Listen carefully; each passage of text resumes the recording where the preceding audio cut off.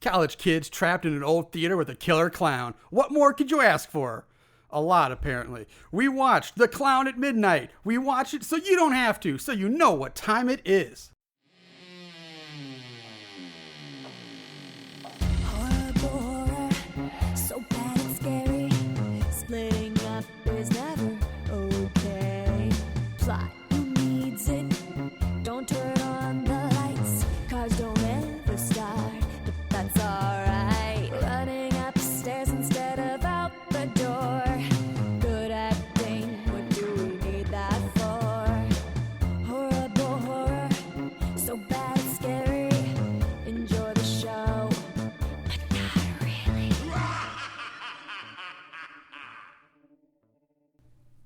What's up, Moon Goons? Welcome to Horrible Horror, the podcast where we watch the worst of the worst in horror movies. Movies so bad they're scary. I'm your host, Mr. Marshall Hampton. With me today is my co-host, my buddy, Mr. Aaron Southworth. Aaron, how are you doing this fine day? Oof. Man, I'm good. Yeah, it sounds like you're good. Just came back from Palm Springs. Yeah, rub it in some more, rub it in. Palm Springs, the home of Bob Hope. Frank Sinatra. It's like loosely tied to gangsters, and they just wanted to build a place a little further away from LA where they could fuck around and play golf and not have to deal with cops. It's so weird out there, man. It's really, really weird. Funny little note about Palm Springs. It's actually one of the highest gay men per capita in the United States. I don't think that's I think that's all that strange. I don't know. Me and my buddies fit in pretty well. It was a good time. It was a bromantic vacation. It was 7 dudes, and basically all we did was just hang out, hunker down on a compound, and do a lot of mind-altering substances.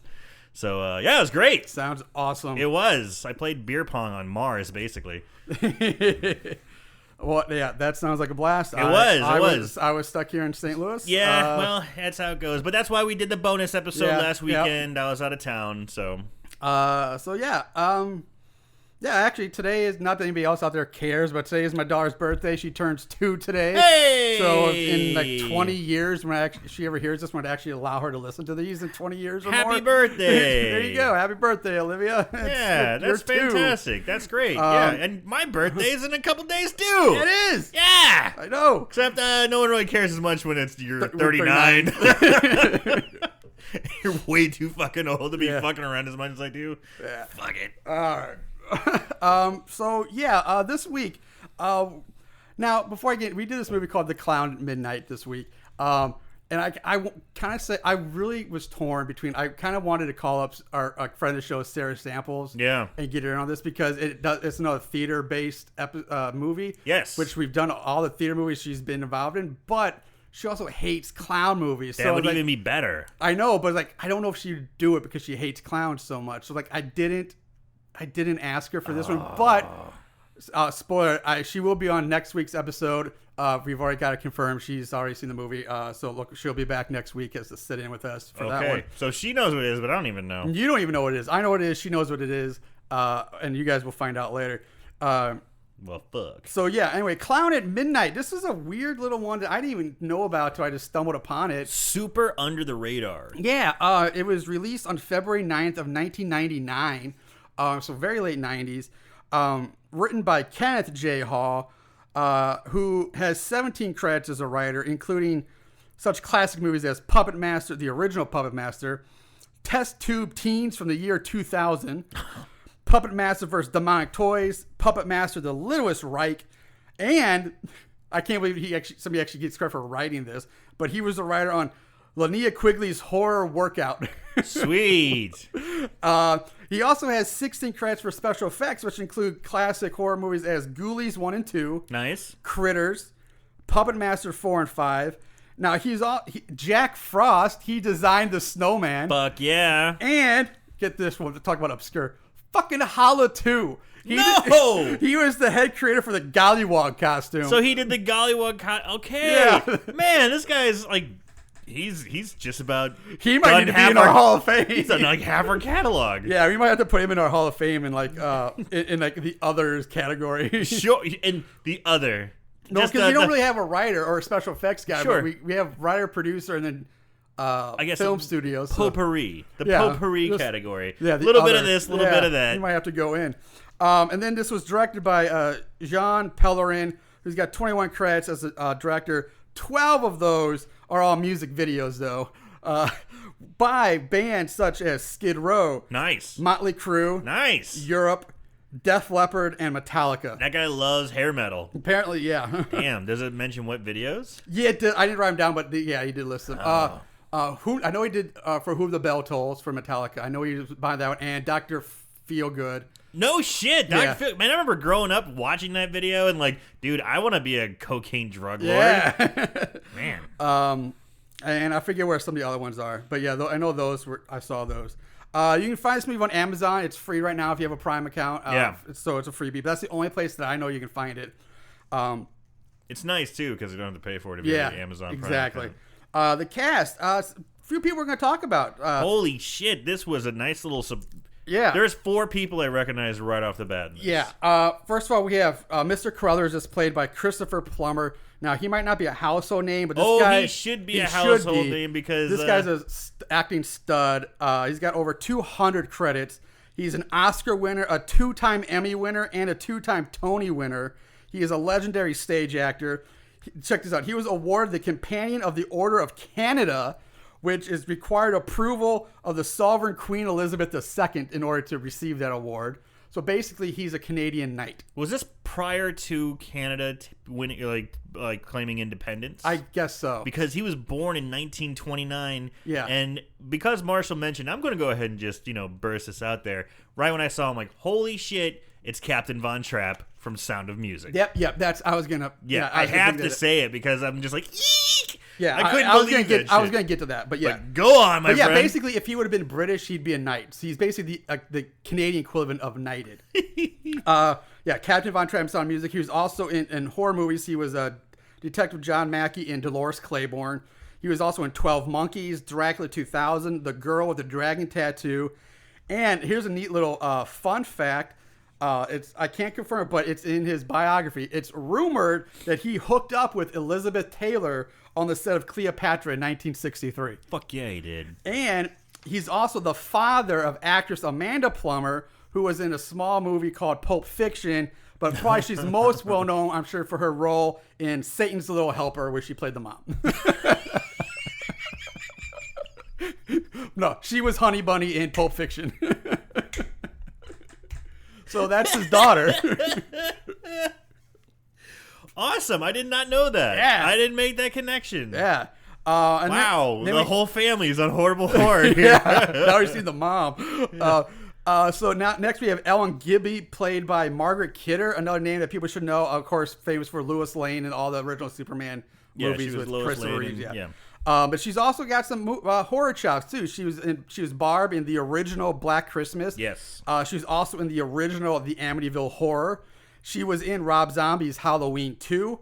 And this is a weird fact I didn't know, she's the voice of Gaia in the old Captain Planet cartoons. No shit. Yeah, I didn't know that one, but she was in that. Yeah, Margot Kidder kind of lost her shit there for a while. Oh yeah, she too. went totally bonkers for a while. Yeah. So if I remember correctly, she was off her meds. She was kind of having like this nervous breakdown or schizo event where like people found her in the bushes, like talking to herself and like just like screaming and acting crazy. Yeah, she was. Yeah, so she mental was institution. Well, but she persevered, came out of it. But woo. Yeah, she is. Let's see. Our main girl is played by Sarah Lasles. 32 credits, but nothing's ever heard of, so I'm gonna skip her. Last 3 people we're gonna mention, we have George, played by James Duvall. He's got 133 credits. He's probably best known for being Randy Quaid's son in Independence Day. I think it was Miguel or something like that. But he was also Frank in Donnie Darko, a big cult classic. And he's also in Gone in 60 Seconds and The Doom Generation. Well, who cares about that? Because you know what else he's in? What's that, Aaron? The Black Room. There he is. It was in the Black Room. He's the washing machine repairman from the Black Room. Yes, he is. So again, man, we're having like all kinds of great callbacks. I know. The fucking Black Room, man. Yep. All right, then we have Tyler, played by Ryan Biddle, 39 credits. The only reason I mention this guy is because this fucker actually attended the Juilliard School, which is like in the elite of elite, like performing arts school in the country. But he went on to like do really nothing with it. I mean, he's got 39 credits. He did 43 episodes of All My Children. along this movie, and then but mostly all one spot TV shot, just one time, one appearance on a TV show, and moved on. Didn't really go anything. Perfected my craft Yeah. at Juilliard to star in the macaroni and cheese commercial. Yeah, pretty much. And the last person I'm going to mention is Monica. She's played by Tatiana Ali. 76 credits. She should be known. Everybody should recognize her because she was little baby Ashley in The Fresh Prince of Bel-Air. Fuck yeah, she was. And she also did 53 episodes of The Young and the Restless. And she got her very first start. Her very first film was Crocodile Dundee 2. Huh. Yeah. She had a bit part in that, but yeah, that was even before Fresh Prince. So she was in Crocodile Dundee 2. I liked Crocodile Dundee too. That was pretty good. Starts off in New York and they go back to Australia. Yep. Whoa! Swip swap. All right, so there's our cast. Again, for a change of pace, actually pretty well-rounded Impressive cast. cast. Yeah, which makes the movie even more disappointing later, but we'll get to that as time comes. So we open the movie. We open this grand theater, like this big, like for anybody listening, you go, you're the biggest theater in your city. I don't know, like maybe the Dolby Theater in Los Angeles, or like in St. Louis, it's the Fox Theater, or your big grand theaters. Shortly after the nightly performance of Pagliacci has ended. Now, Pagliacci, if you don't know, it's a very famous Italian opera. Basically, it's the one that made the idea or the image of the sad clown famous, because it's about a guy who's forced to play a clown, and he's a sad clown because the woman he loves doesn't love him back. Yeah. That song? Yeah, that's the one. Did I do good? I did better than I thought, yeah. You can do it. I'm just making up words. I don't think it was the right words. I don't know the words, but I'm you just got making the sounds. But you got the sound. I knew what you were doing. That's all that matters. Sweet. So Pagliacci has just ended. And we're taken to the dressing room of the female lead star named Lorraine Sedgwick. And we find her, and she's banging this guy. They're having sex on like the duvet or something like that. Yeah, I think it's a fainting couch. Yeah, fainting couch. Right. It's not a duvet. That's a That's like a bed. It's a fancy bedspread. Yeah. It's a fainting couch. It's a fainting, but there's also another name for it. I forget what it is off the top of my head. But yeah, it's basically It's the like, fainting couch. where people like lay down like a shrink, like sometimes a shrink's couch or a yeah, chair. it's that half couch. Yeah. Yeah, it's so, they're doing the nasty on there. Anyway, after the sex, she says to the guy that she's worried about him, quote unquote, being somebody else. Quote unquote him. Yeah. And her lover assures her that they have nothing to worry about because they're both going to be gone come tomorrow.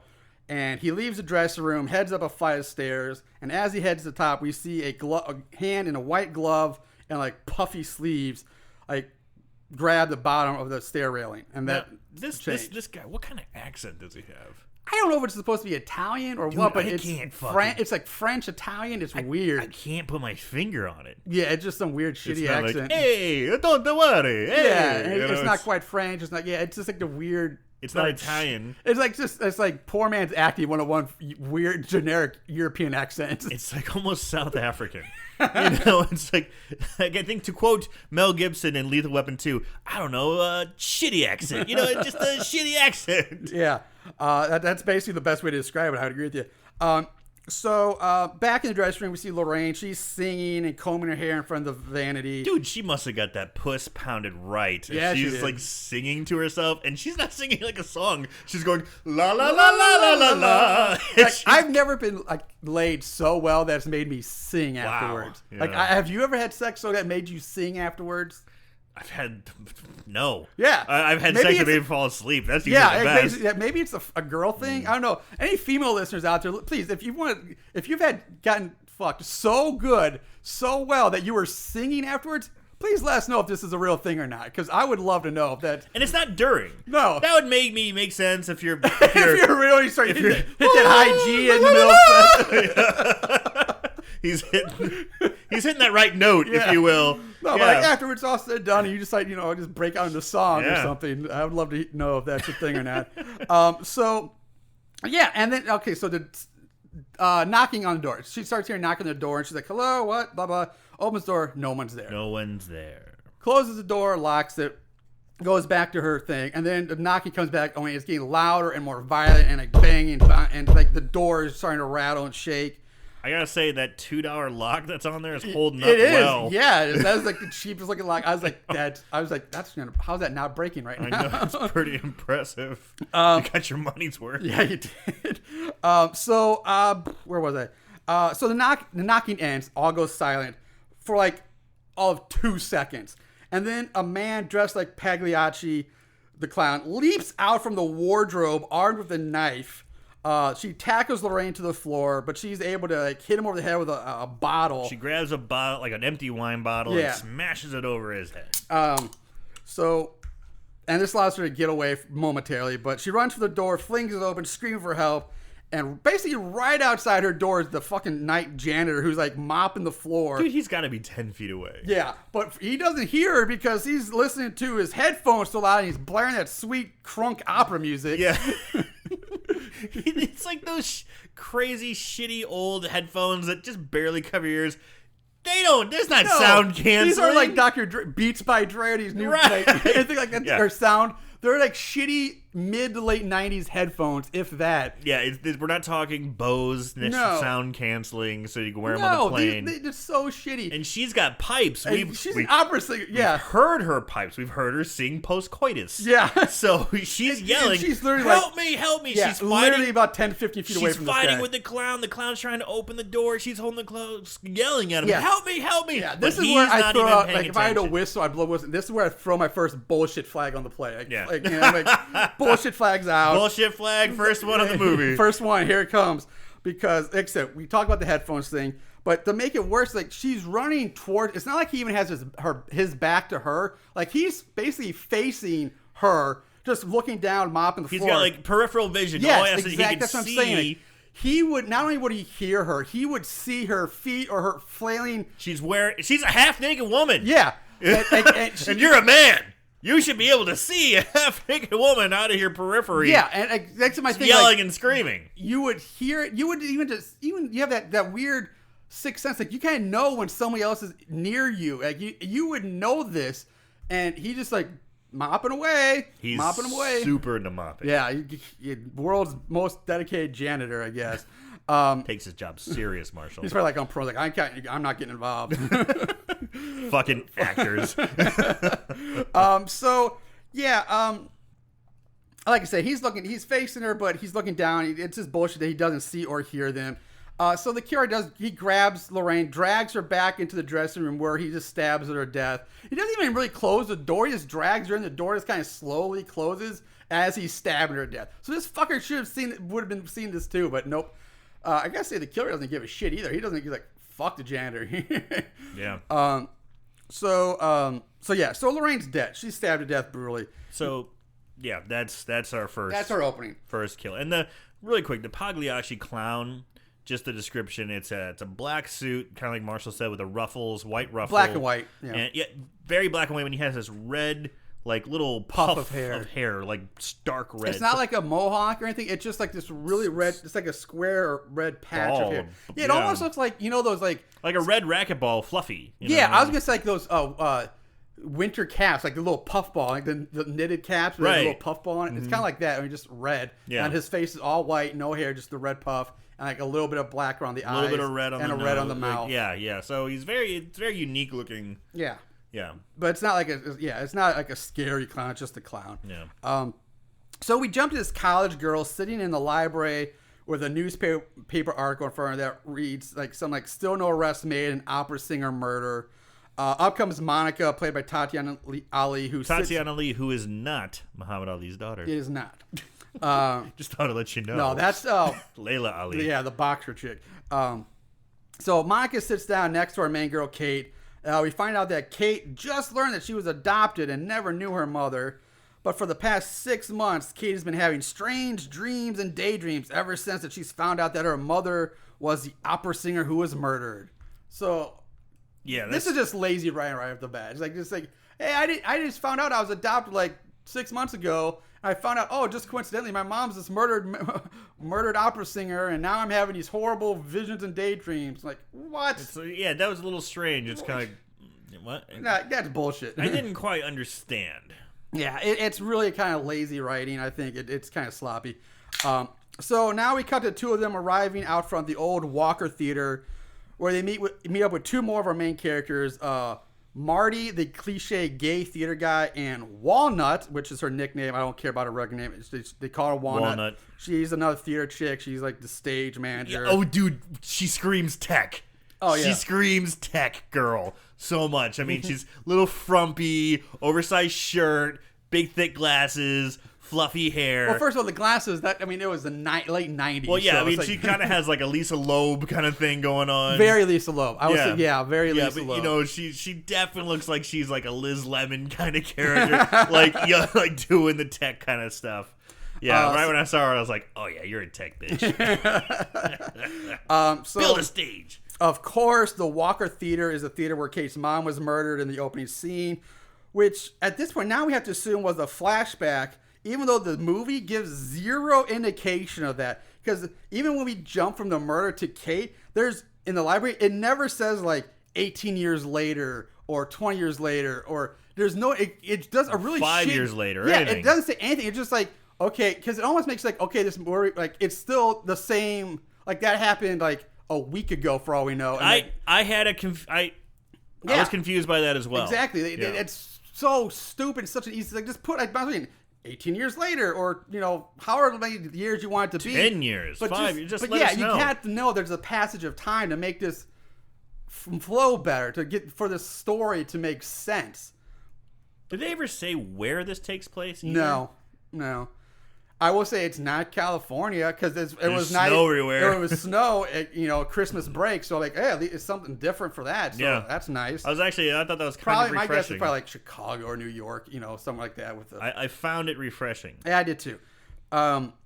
So they head into the theater and they meet up with the rest of the group who drives up. Now we have George who drives up in a hearse because he's apparently our bad boy special effects guy. So because bad boys drive hearses? Yeah, hearses. That's a strange one. I won't lie. I remember in high school there was I was really big. Like I wanted a hearse. Because you're fucking you. Of course you wanted a hearse. I was like, I want a fucking hearse, man. I was like, my big thing is I want to get an old hearse and like super like take where the casket was gonna go in this line of like speakers and put like a fucking like dumbass like disco ball back there or something like that. I was gonna make this party wagon out of a hearse. You'd get so many chicks that way. Yeah, so many chicks would dig into that in one. Your mind, you're like, this is gonna be so I know, awesome. I was like 15, but I was like, this is gonna be so cool. So in the theater now we meet Taylor, who's the jock football player who's only here so he doesn't flunk off the football team, and his girlfriend Ashley, the bitchy snobby girl cliche. So we kind of have all the cliche guys there. She's kind of hot. Yeah, she's an attractive girl. We also meet Miss Ellen Gibby, played by Margot Kidder. She's the drama teacher who's in charge of the kids in this cleanup project that they're all doing. That's why they're all here. Now, this is Margot Kidder post Crazy Town. Yeah. And you can tell she's got a little meth mouth going on. Yeah. She's kind of talking like this a little bit. Yeah, thank you. Yeah. She has like a weird like lisp or something like she's to her. been doing a lot of meth for a couple of years and then got cleaned up, but still that lingering effect of the teeth falling out and the dentures aren't quite in there as well. Woo! It's a little starting, but she still nails it. She delivers. She delivers. Yeah, she is fine. She's fine in this. But yeah, it turns out the university has bought the theater from the city to make it like the new home of their drama department, or the new focus point of their drama department, and they're here to start cleaning it up. And they have a grant to do productions, but we gotta get this shit cleaned up. So Gibby runs through a little spiel about what they'll be doing and tells them to come back at 9 in the morning, which they said, come back at 9 in the morning, we'll get started. But then she's like, we're staying till 6, nobody leave early. So it's really weird. Like, I didn't understand it either. Yeah, it's like, why say come back at 9 tomorrow and we'll start? But they're like, oh, wait, we're going to stay and work till 6, nobody leaves early. It's like, why say... The only thing I can think about, if she's an educator and they have to stay there X amount of time to get credits, but still, that's bullshit. No, I mean, I get like, I don't understand why they put in that order. Say, hey, we're going to be here till 6 tonight. No one's leaving early, but we have to be here at 9 tomorrow morning. Just start the fucking movie there. Yeah, it's like, why leave and come back? back? Did they fuck it up in editing? Did they put one scene like? Did they? Oh shit, that was supposed to be after. I don't know. Whoops. It's confusing. Anyway, so at this point, Ashley gets all scared by a rat that goes by and this point causes all the girls to freak out.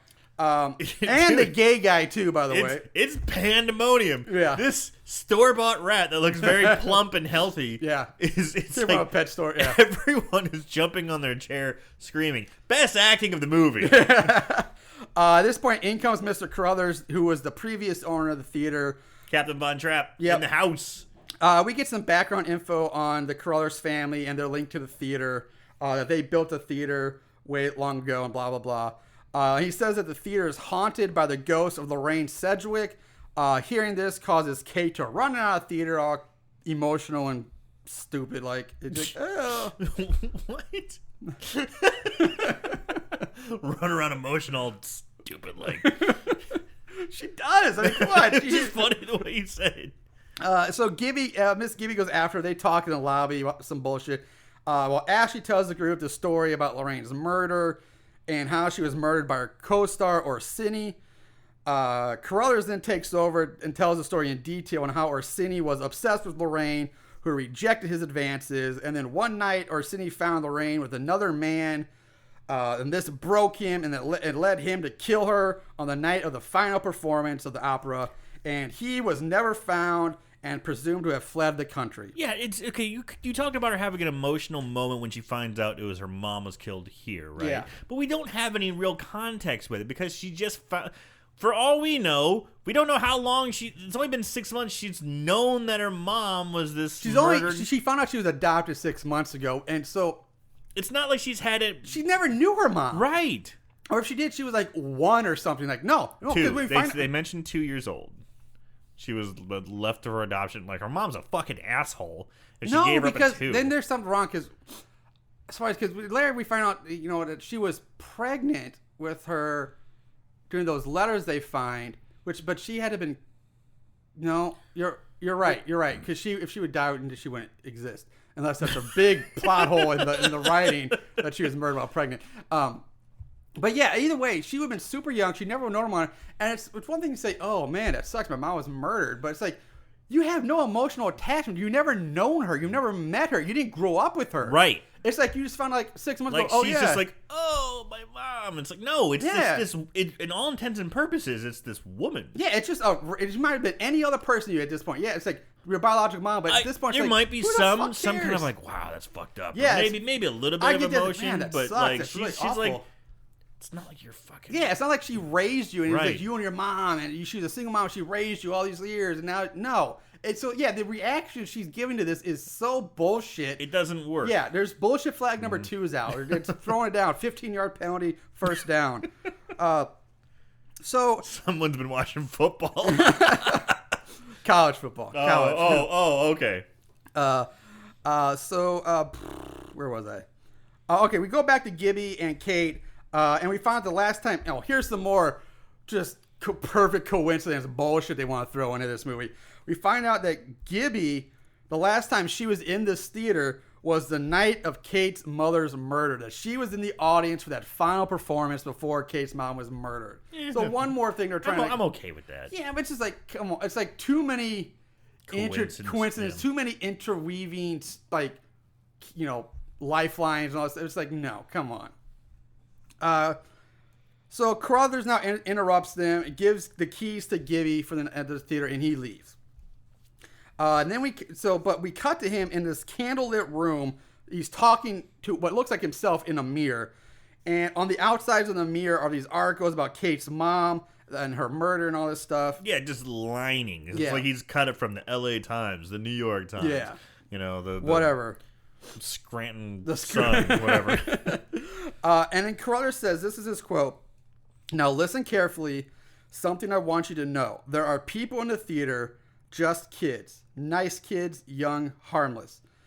Nothing to worry about. You just stay out of sight until they're gone, all right? I'll take care of everything just as I've always done."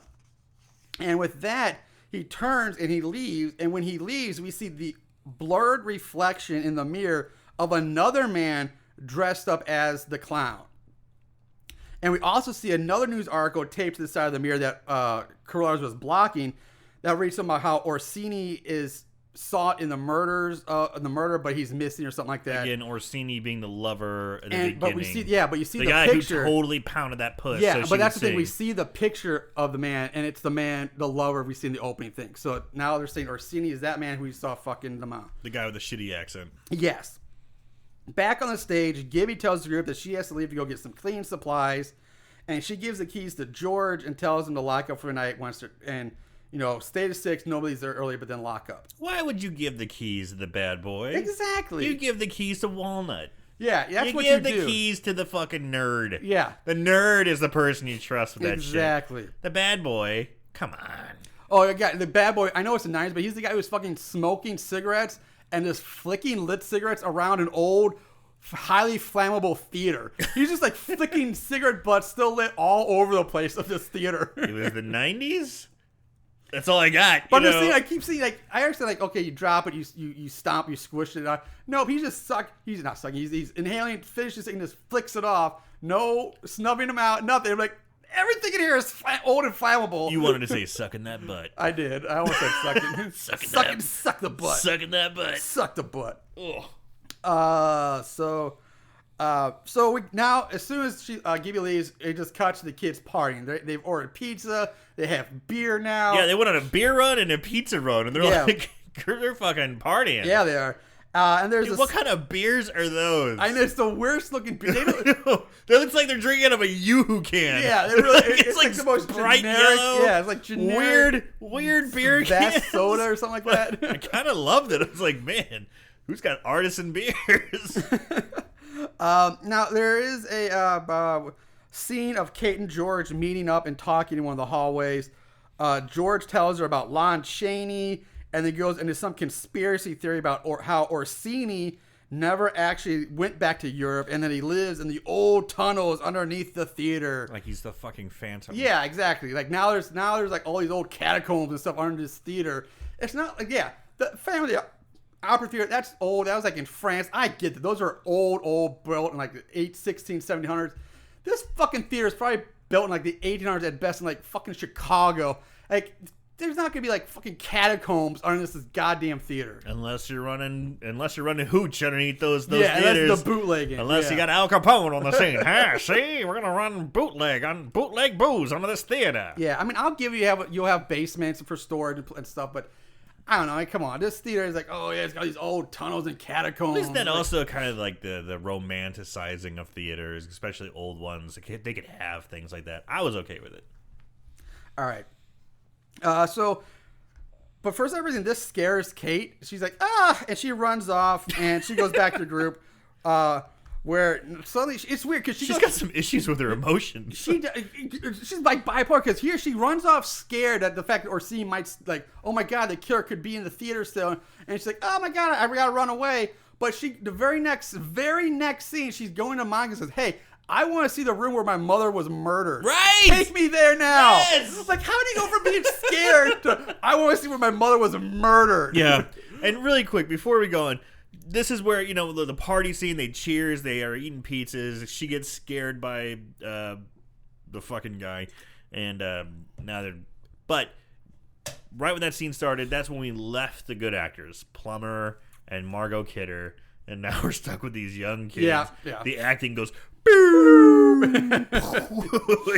it just all of a sudden turns off. Because Margot Kidder and Christopher Plummer bring it up. They really do. It's like you kind of and as soon as they're gone, boom. It's funny, like with that sound, you make boo.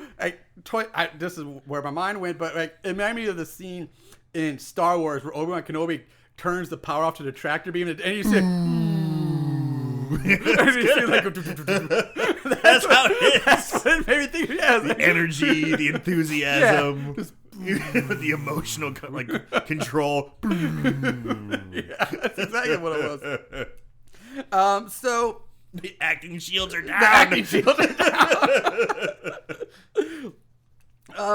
So the whole group now goes down to the dressing room, but they find the door locked. They can't get in. So like, you know what? It's almost 6. Let's just go home anyway. And they turn to leave, but Kate decides to stay behind, and she tries the door one more time. And this time, It opens right up. Poop. Right fucking up. Which, Opens right up. So again, bullshit. But of course they're all like, "Oh my god, what's going on?" And the jock tried to break it down. Yeah, I mean that's why I call it Yeah. bullshit. We see the jock like he's like charging doors. I'm okay with it because they're like, "Oh my god, you gotta be kidding me!" So it creates this air of mysticism.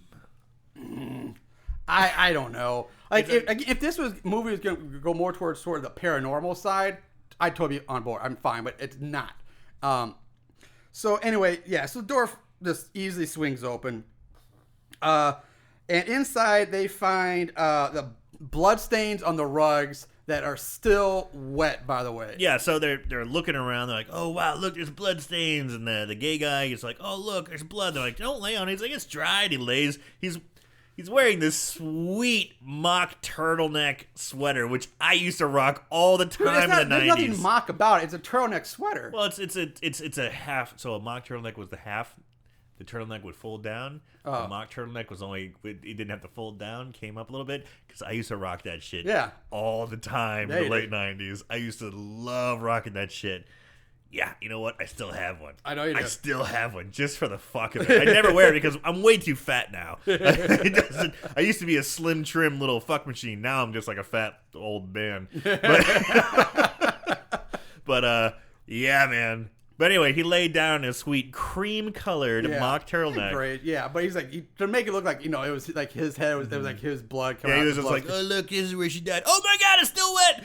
Boogie, boogie, boogie, boogie, boogie." So, yeah, and Kate starts having flashbacks of the murder. She screams again, freaks out.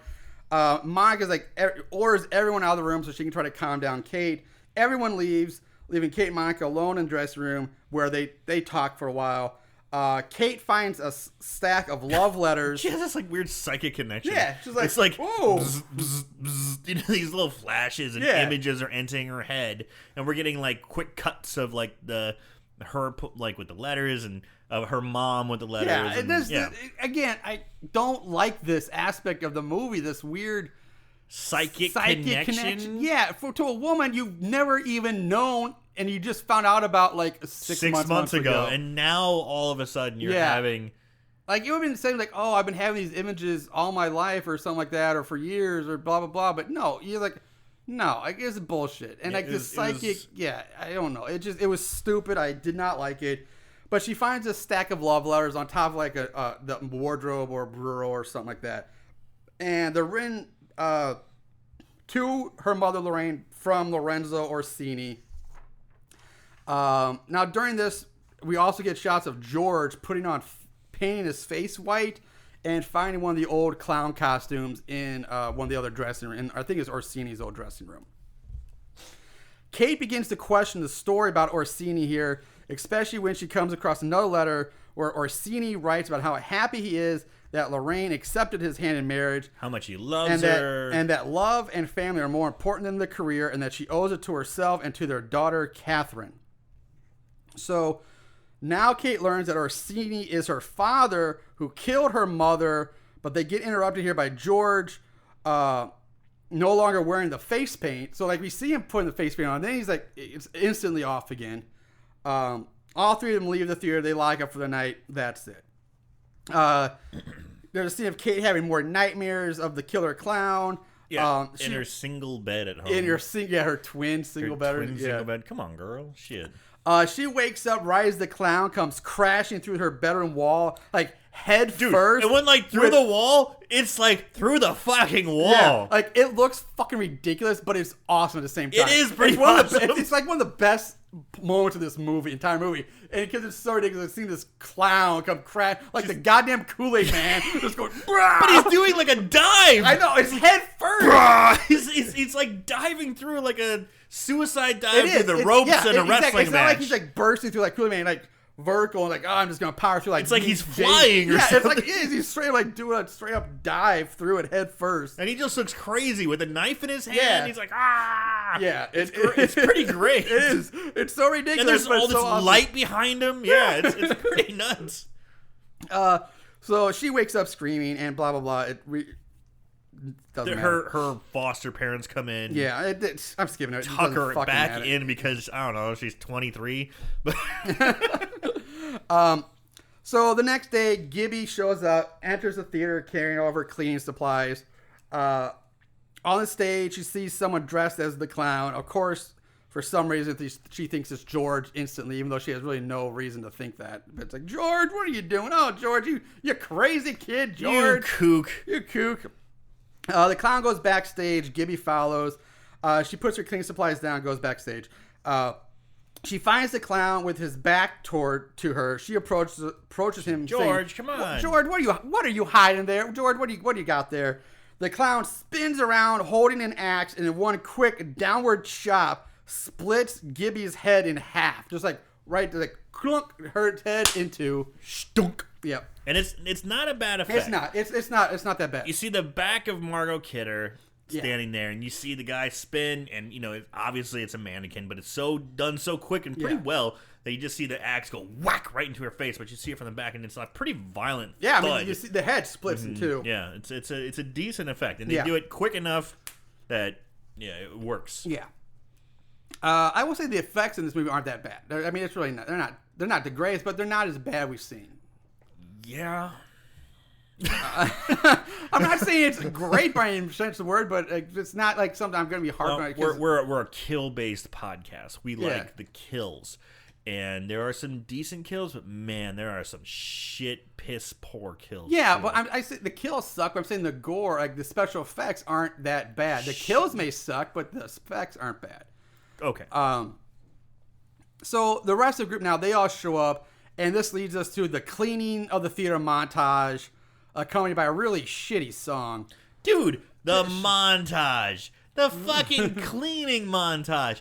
It's so long, and it's so weak. A montage should be like, I'm doing wacky things while cleaning. Oh, look, I'm going to sweep up this crap and put it underneath the rug. And I'm going to dance with a mannequin real quick. Right. And I'm going to wear wacky sunglasses and play a tennis racket guitar. Yeah. Shit like that. And it's just them cleaning and moving boxes and ordering. Like one guy, he like orders a pizza and he opens the door. He's like, oh, it's too bright. He closes it and then answers it with shades. I'm like, is that supposed to be funny? Were his eyes just sensitive? I don't get it. And it's long. It's like 5 minutes. Yeah, it's a really long montage. A really long, shitty montage. Yeah. It's like they did not do their 80s homework. No. And this leads us to an even shittier sword fight between Marty and Taylor, which Marty easily wins. The gay blade? The gay blade, Yeah, I did like that. So, the jock and the gay guy are kind of... They're kind of getting a little pissing contest. Yeah. The gay guy has a rapier. Rapier, thank you. And then, they're doing a little sword fight. If you don't know what a rapier is, it's basically a fencing sword. And the gay guy's got his number. He's pretty handy with the sword. And he beats the jock, spanks on the butt, and goes, strike of the gay blade. And I'm like, good for you, 90s. Yeah, but it's really shitty. It's badly done. Anyway. But this pisses the jock off. He goes storming off. He's like, fuck it, I'm out of here. So Ashley and Taylor, he takes his girlfriend, they go off for some alone time. She goes to comfort him. Yeah, she seductively leads him back to Lorraine's old dressing room. And this is where we get some pretty decent 90s R&B. Oh, yeah, the R&B here is pristine. I kind of was like, oh, man, is that fucking 90s R&B? Yeah, this is by far the most authentic, like, most fitting 90s song in the movie. This puts you right in the fucking 90s. Yeah, it really does. It's like, yep, mock turtleneck, check. Like sexy, like R&B. Nose piercing. Check. Oh, the eyebrow piercing. The eyebrow and nose piercing on the gay guy. Check. Check. Oh, man. Hoop earrings out the ass for everybody. Check. Tatiana Ali from Fresh Prince of Bel-Air. Check. Woo. It kind of puts you right in the mood. So, yeah. I was like hoping to hear some like TLC. Ooh, why? So basically the two of them have sex while Monica and Marty, they have a sword fight up on the stage. And this is weird because during the sex scene, they play the sounds, the audio from the sword fight over the sex scene, which is supposed to kind of be funny and try to sync up because they're like, Monica and Marty, they're like fighting and you hear them going, thrust, and like, ooh, oh, you got me there. And it's like, come on, you can do it harder than that. And like, it's trying to. They're trying. You gotta get. You know what they're trying to do, but it's not well done. It's not well done. I like the attempt. I appreciate the effort, but it just didn't work. No, it didn't. Yeah, I agree. It fell flat. Because honestly, the guy looked like he was fucking bored as shit as he's going to Pound Town. Yeah. He is not going to make her sing after pounding that. No, puss. there will be no singing on this one. No. So after the fucking and fighting are done, Monica and Kate, they head down to the costume storage room. Ashley and Taylor, they get into an argument. Yeah, after having sex. Yeah. After doing the deed on the fainting couch. She's like, she pulls the old girl thing. Like, he's getting dressed. And she's like, what are you thinking? Or what's on your mind? Yes! And he's like, nothing. I'm not thinking anything. And she's like, even a retard has something on his mind. He's like, you call me a retard? I'm like, I'm not a retard. Like, I didn't call you retarded. I just said even a retard has thoughts. Like, you didn't. I gotta admit, I kind of like this. Because it's like, you remember when you're first having sex on a regular basis when you're in your late teens, early 20s, and that's what they are, late teens, early 20s. Yeah. And it's that kind of shit. What are you thinking about? Obviously, he's not thinking of a fucking thing. He's just thinking, ugh. And that's exact. I've had that same goddamn conversation. I've had it too. I think I could pretty much have that same exact exchange of words verbatim on more than one occasion. Yeah. But it's just funny. But he gets upset because he thinks she calls him a retard. And again, 90s dropping the retard bomb, man. You got it. So anyway, he storms out. Speaking of retard bomb, you say it all the time. I know. I do. You really do. I do. I guess to me, I don't care. Like, to me, I was like, I don't know. It's like, I don't get offended. Like, obviously, I'm not retarded. I don't know. To me, I don't think that's I find it dumb that people think that's an offensive word. I mean, I remember back talk about 90s. You want to bring back 90s? They didn't do it in this movie, but we used to go around and say, dude, that's gay all the time. Like, dude, that's so fucking gay, man. Fag this. Yeah, fag. Or like, not so much fag, but like, dude, I remember saying, like, oh, dude, that's fucking gay. Or I know gay. that's gay. Everything was gay. Everything was gay. Everything was gay. And it wasn't like being offensive to actually gay people. Like, it was just like, it was just a thing. Like, so like, to me, that's how retard is. Lame. Like, yeah. It's lame. Like, it's fucking retard. And to this and day. when basically you're saying it's stupid. Yeah, it's just stupid. Another little rant. Like, it's like in the early 2000s when the fucking Black Eyed Peas, Let's Get Retarded in Here, loved that song. And then they changed Let's Get It Started. Like, gay. That's retarded, yet he didn't change it. That's so gay. They changed it from retarded to started. I was like, how gay. I was like, are you serious, people? Who? So many people apparently got butthurt over that they made a band change a name of a song to, which was a fun song. Because we used to like, dude, I'm gonna get retarded drunk. Like, we would say that shit all the time, and it was fun. It was just fun and. So yeah, it's funny you mentioned that because I remember kind of that like right when people stopped saying retarded or really wanted to change it up. This is a weird story. There was a guy who did. I managed a music store, FYE, for a while. You know that, but I was a manager of a movie store. So this guy came in. He goes, "Hey man, do you have the Black Eyed Peas Ella Funk?" Yeah, Ella Funk. That's the one that was on with the song "Let's Get It." He goes, "Let's get retarded," and I go, "Yeah." He goes, "Do you have the clean version?" And I go, "What?" And I'm like, as a matter of fact, I do. Yes, there is an edited version because the Black Eyed Peas are so known for swearing. Yeah, but I'm like, yeah, I guess they said shit and fuck maybe in one or two of their songs. Like, So I'm like, yeah, man. And he's a young black guy, maybe in his like late 20s, early 30s, and I'm like. I'm kind of curious. Why are you getting the edited version? Because this is one, why are you getting the Black Eyed Peas? Yeah. Two, why are you getting the edited version? And he goes, I'm a semi-pro frisbee dog guy. Like I go around the country and have this dog, and he wants that for his and he does routine. tricks, and I go to, and I do events and things, and I. Get us, this is what I do. I have this border collie, and we do tricks, and we're gonna do. Let's get it. We don't want to say retarded because kids are gonna be there. There might be offensive, so I want it. Let's get it started. I'm like, oh shit. Oh, you want that version? Times are changing. Yeah, I will say I bought that out, and I'm so glad I got when I did. So I actually have the Let's Get Retarded version on CD. So I'm like, thank God I have the original. The way it's sure, you can still get it online, but. It's just kind of funny. It's just so weird. Kind of like how long we've been talking about this, too. Yeah. People are like, shut the fuck up. Get back to the movie. I don't care about this shit. Stop being retarded. Get back to the movie. Stop being such retards. Get back to it. So, anyway. On that note, I'm opening a beer. Yeah. Taylor, he storms out of the dressing room. He's pissed off. Leaving Ashley. She's sitting at the vanity. She's trying on like various pieces of jewelry that were left behind in the theater, which again I call bullshit on again. Like apparently like all these like valuable diamond jewelry would be left behind. It's costume jewelry. You can tell. But I know, and they're in a theater. It's costume jewelry. It's supposed, but they're thinking, oh my god, how much? They're like, oh, this is gonna be so valuable. How much do you think this is worth? It's diamonds. I'm like, they're dumb kids. Yeah. So we see the wardrobe crack. The doors of the wardrobe crack open a little bit behind her, and that's when we see her get grabbed from behind by the clown who begins to strangle her. Monica is in the nearby costume room. She thinks she hears noises coming from the dressing room. Yeah, she's got a Of boom box. course, she's got the boom box going, and she's kind of what the fuck was that? And they were just fucking. So I don't. One. Yeah, but I'm just saying it's again the old cliche of the boom box is going. All that. But she turns the boom box off to like hear better. But right as she turns it off, Ashley exhales her last breath. So yeah. So, and then we see the clown dragging Ashley's body into the wardrobe. Monica enters the dressing room, finds it empty, she leaves. Excuse me.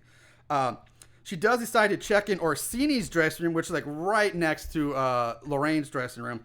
And she opens the door and she sees the clown sitting at the vanity in front of the mirror. Polagacci. Polagacci? Isn't that his name? The clown?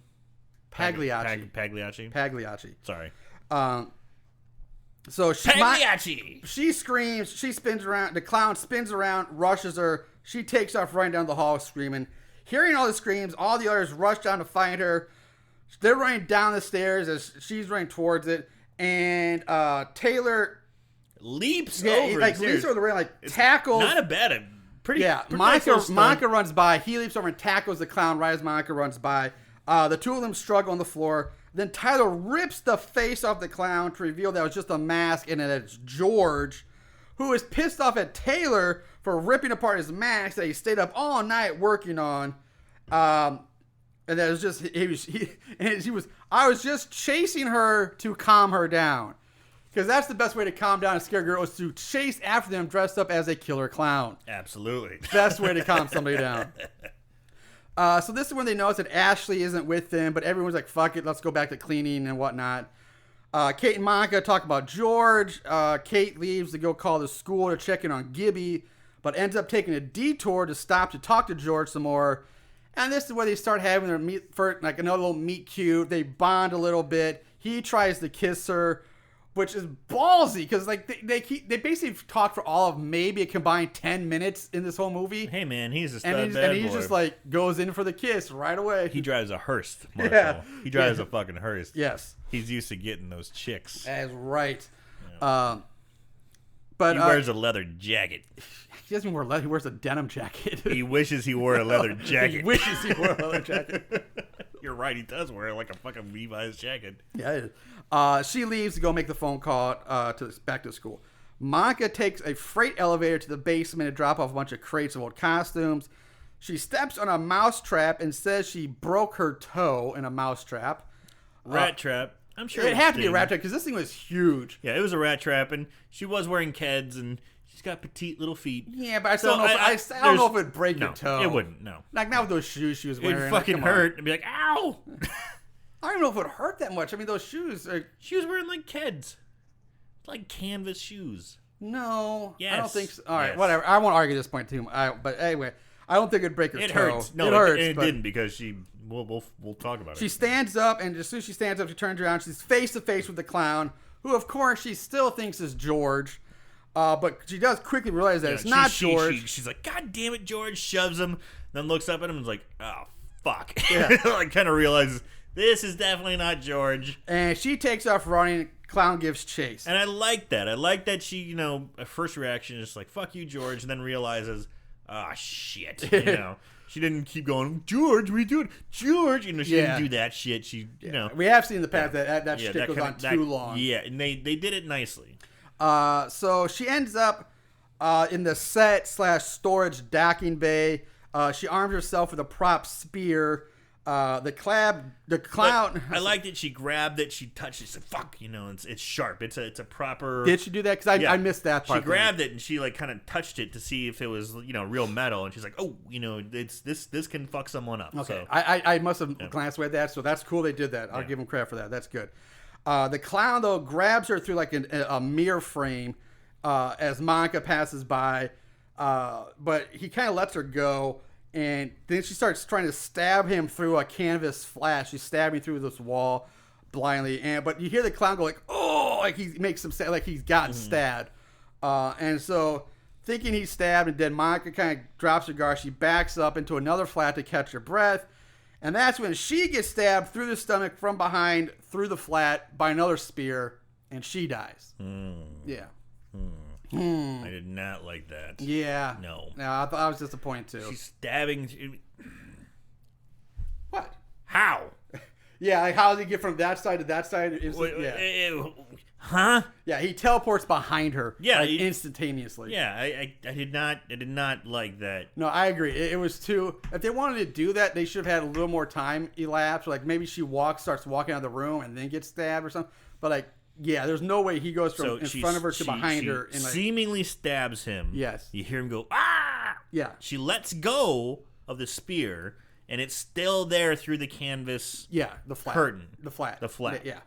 And so it's still there, right? He or she takes a breath, takes a few steps back against another canvas flap. Yeah. And then wham! Through the back. Now, I'm not saying it was the same spear, because there could have been multiple spears. It was not the same So spear. I'm not arguing. Well, I thought that's where you're going, because No. she left we're making a point to say that she left a spear there. Here's the thing. So, did she stick it into something and he just made a noise? Did he grab a hold of it? I mean, my guess is that he just made the noise. Like he's like, "Oh," and like faked her out. But it's the fact. My big thing is like, how does he get all the way around her 180 degrees in like 3 seconds? Right. Yeah, that's the bullshit. Another flag goes down. Another 15-yard penalty. Yeah. So first down the bullshits. Yeah, bullshit's first down. Bullshit's first down. So Dude, they're in the red zone right now. Yeah, they're in the red zone. We're getting close to like this movie. Keep going. They're gonna be first and goal. They're gonna be around the 1 yard line there. Half the distance to the goal. Yeah. Kate's on the phone. She's called to school to check on Miss Gibby. And she's told that Gibby's not in the school or not in her office or whatever. And then the line goes dead right after that. Bum bum bum. Yeah, a big surprise. Meanwhile, Marty and Taylor, they're trying to break open one of the exit doors, which for some reason we now find out that all the exits have been chained and locked from the outside. Chained and locked from the outside. Which, this is a big theater. Yeah, a huge theater, which also how does he get back in? If they're all locked from the outside, how did he get back in? Chained and barred Through there's kind of a plot hole here, guys.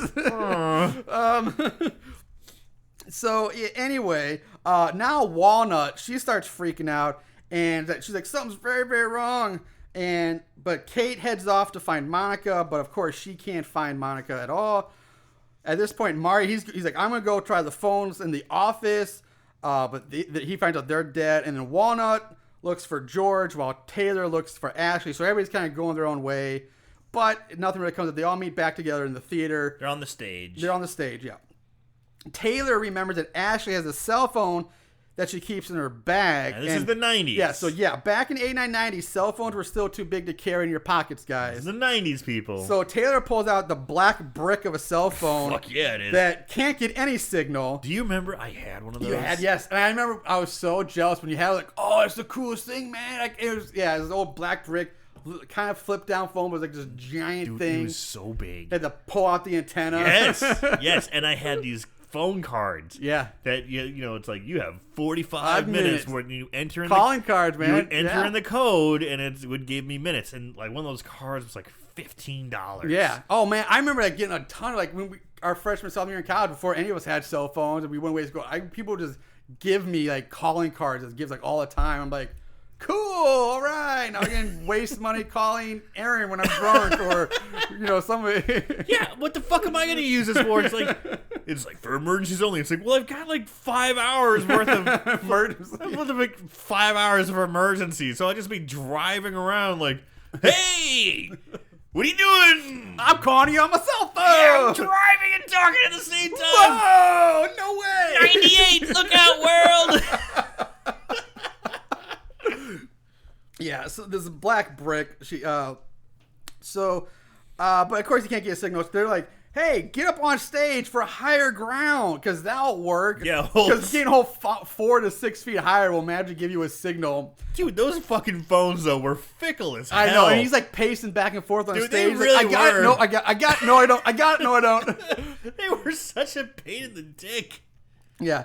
And he's trying to dig around the signal, and that's when he gets hit from behind by Ashley's dead body that comes swinging out from nowhere, hanging from a rope by the neck, and everyone screams. George enters the stage. Taylor immediately attacks him. Assuming it's George, who somehow strung her up all the way to the very tippy top of the stage. And if you haven't been in a theater before, I'm sure the majority of people have at one point been in a theater. I mean, we're talking like 20, 30 feet up. I mean, The fly lofts, yeah. You know way more about this stuff than I do. Give me a good idea. That's that's ridiculous. Technically, he could have. Well, the most logical way to if we're really gonna, she's swinging. I know we're gonna fucking rope. Let's break this down. If we're gonna break this down properly, Sure. here's what would have to be done to make it the most efficient. You would go to the sides where all the fly pulley systems are. You would lower down one of the ropes in the fly systems. Have Ashley's body on the stage. Tie the rope around her neck that's attached to the pulley system. Then go back to the pulley system, pull her body up so it's dangling. And then to get to swing, you would have to probably climb up the scaffolding or a ladder to get to the overhead catwalks where the lighting fixtures and the other fly loft stuff are. And then somehow use like a hook or something to pull her body over to the catwalk, where you would have to, again, tie it to something so when you release it, her body swings down and hits to get that swinging effect. And again, that's a lot of work for one person to do, and then to always show up on stage like, "Hey guys, what's up? Hey, denim jacket." Yeah, denim jacket. So yeah, and Tyler attacks him thinking he killed Ashley, but George like flings him off really easy again. So this is not much of a jock so far. He's been bested with the sword fight by a gay guy, and the supposedly badass smoking special effects theater geek has basically just flung him off. This guy's supposed to be the football player. I guess he's I don't know. He's probably supposed to be the quarterback, but he sucks. You know where this movie is filmed in, right? Well, I know it was Canada. Yes. Canadian football. Canadian football. Just because it's filmed in Canada doesn't mean it takes place in Canada. Because none of them had Canadian accents. I'll listen to that. But anyway, so yeah, he's like, George's like, hey, I didn't have anything to do with it. It wasn't me. And they're like, oh, okay, fine, we believe you. Real quick, they don't harass George very long at all about this. When he's at this point would be suspect number one. We're like, you didn't do it. All right, I believe you, George. You got something about you. Hey, give me a thumbs. You're the hearse driving bad boy. Yeah, Hey. yeah, you can do no harm. You're like a smoking Fonz. Marty suggested they all head up to the roof where they might get cell phone service, and they can also start trying to flag down help By starting a fire on the roof. Let's burn this bitch down. That'll get somebody's attention. Just burn it all down. And then all of a sudden, a trap door in the stage opens below Marty. Marty plummets down to the understage pit area. A la stage fright. And the trap door closes again, cutting him off from the others. Taylor and Walnut Taylor's like, fuck him. I'm going to the roof. I don't care. So he and Walnut, they go off to the roof, while Kate and George, they go off to try to find a way to get to Marty underneath the stage. Now, we cut to Marty, who's slowly making his way through the dark and cluttered confines of the pit/storage area under the stage. Again, which this isn't a proper. If it was a proper pit, I mean, an orchestra pit wouldn't be under the stage necessarily, be Alfred. But even if this isn't under, this is so goddamn cluttered. Like it would be so. I know the theater is not functioning, but there's no way it would be functioning for a proper theater. All this clutter would be somewhere else. This shit wouldn't be kept right underneath the stage because that's where you keep that stuff open and clean so you can, whatever props and shit you're raising up and down, you have room for. This shit is a hoarder's house. It's so confined, so much shit that there's no way this would be a working proper area for a theater. Anyway, the clown leaps out, attacks Marty with another sword. So there's fucking sword fighting. Yeah. So yeah, Lucky Rapier, Marty still has his rapier, and now they have a fencing duel. They are straight up like fucking Inigo Montoya. You kill my father. Fencing Prepare duel. to die. Yeah. Only it's nowhere near as good. Yeah, nowhere near as awesome. It's really shitty. The clown wins, disarms Marty, and knocks him back into an old electric chair. Sure. Which, fuck, bullshit flag out again. Because, of course, all old theaters have a goddamn electric chair. Oh, what kind of electric chair it is also? It's a possessed electric chair. Yeah, possessed one. Why? Because as soon as Marty sits down in it, not actually, because it's not even right the minute he does, because I would say, okay, the force of doing it would, but he falls down in the chair, and he's sitting there as Pagali, I can't remember his fucking Pagliacci. name. Thank you. Or Pagliacci has he's pointing the sword He's at got him. him like dead to rights with the sword, Yeah. and the guy's sitting there like, okay, it's like playing it cool. It's like, okay, I'm kind of fucked. What's gonna happen? Yeah, and then the clasp, the ankle and wrist clasp just shut. The slam ankle shut, and wrist clasp just suddenly magically clasp around him. and hold him. Yeah. And they lock. Yeah, so now, there's a magically possessed electric chair, locks Marty in, and the clown uses the sword then to cut one of the like electrical wires above the chair. It's like one of these like wires. It's one of those things where it's like the electrical wires are wrapped in kind of like this metal tubing or something like that. Yeah. You know what I'm talking? Yeah, so he cuts it With a a sword, metal sword. fucking sword. Yeah, which okay again. Sparks There's fly. so much bullshit flag. Like I'm out of flags. I'm to the point where I have to throw my hat. Dude, I throw my hat because I'm out of bullshit flags. So There's fights on the field. It's Yeah. first and goal.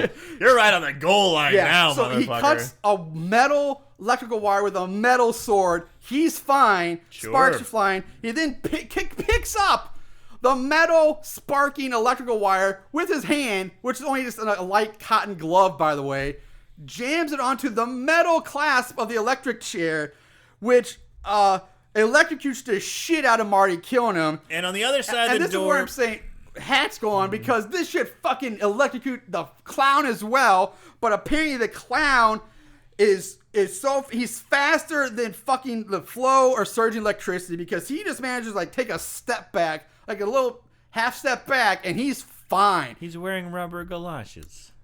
Yeah. But the clown is A-okay, even though everything around him is up in like sparks and just getting electrocuted out of the ass. And while this is going on, while they're having the fight and everything, on the other side of the door Yeah. downstairs, there's George and Kate, and they're pounding on the door, and they're like, hey, we can hear you. And you can hear them talking. Yeah. They can hear he's still alive. And then you hear, and they're like, I think he's still alive. I think he's still there.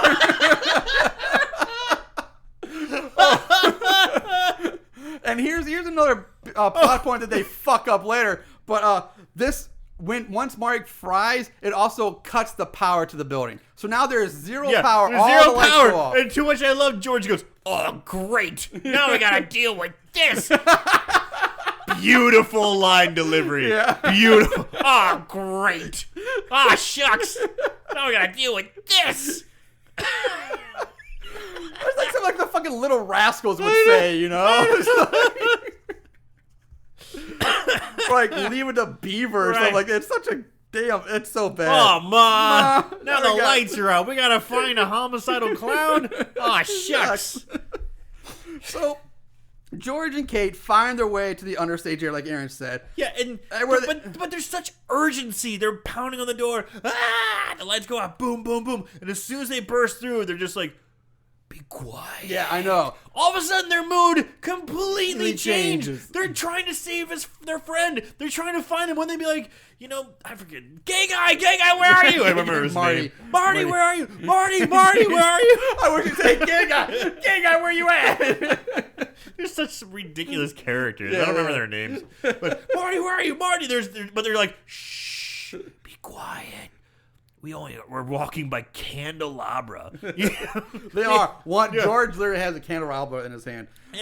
But they're being so slow and quiet, whereas before, just seconds before, they're pounding on the door and screaming, Marty, we're coming to save you. And as soon as they burst through, Yep. it's Totally. like that shift. I'm like, what? Aren't you saving your friend? Aren't you going to be the cavalry that's coming in? Aren't you trying to save this man's life? And then all of a sudden, it's just, you're trying not to wake up your mom as you go sneak out to smoke a cigarette or something? Fuck. Yeah, that's a great point.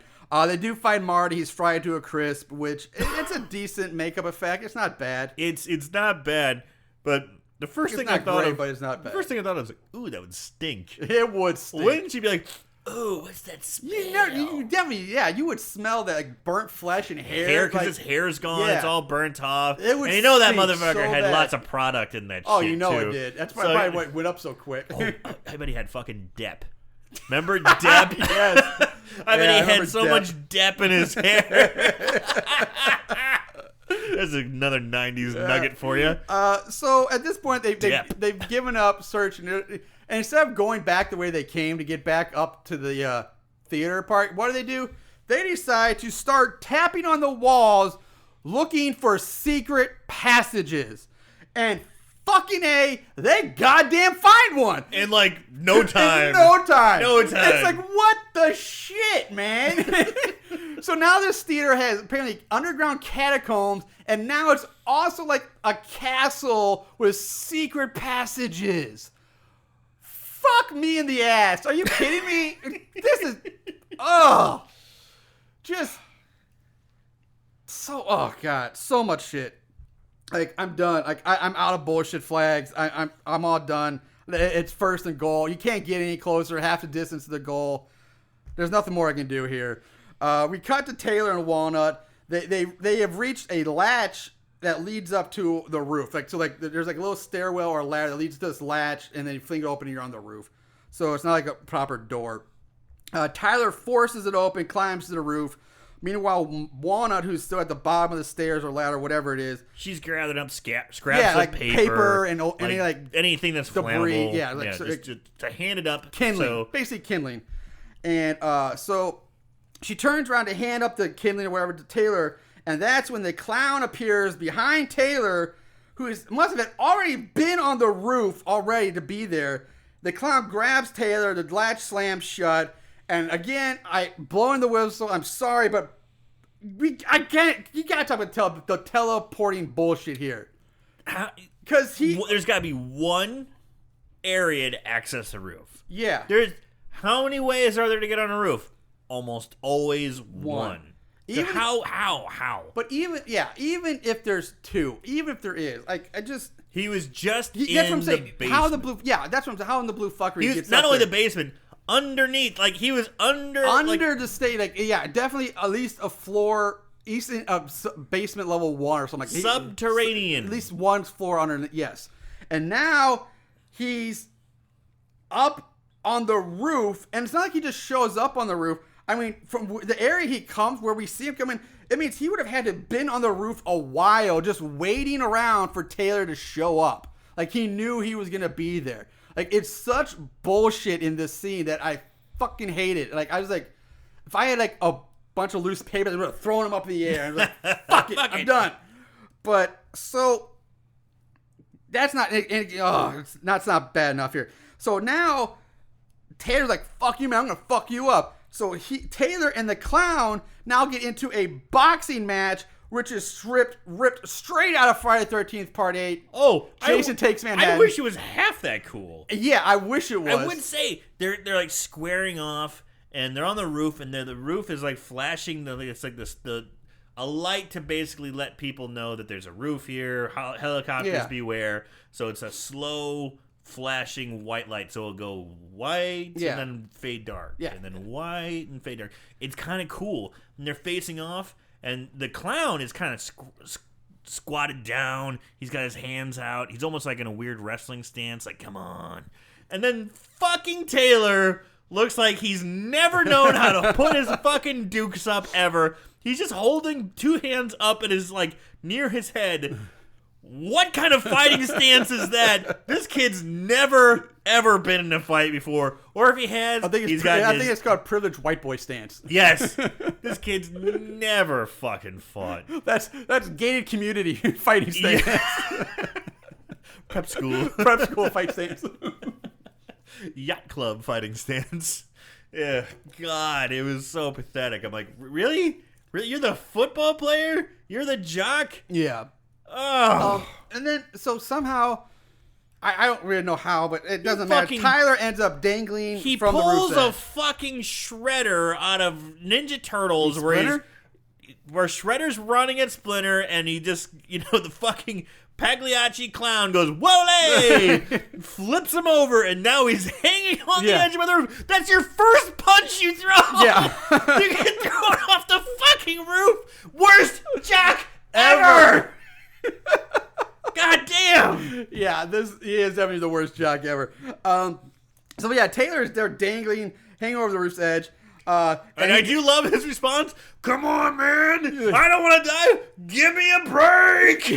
And he's begging with the clown. And he literally says to the clown, "Give me a hand here."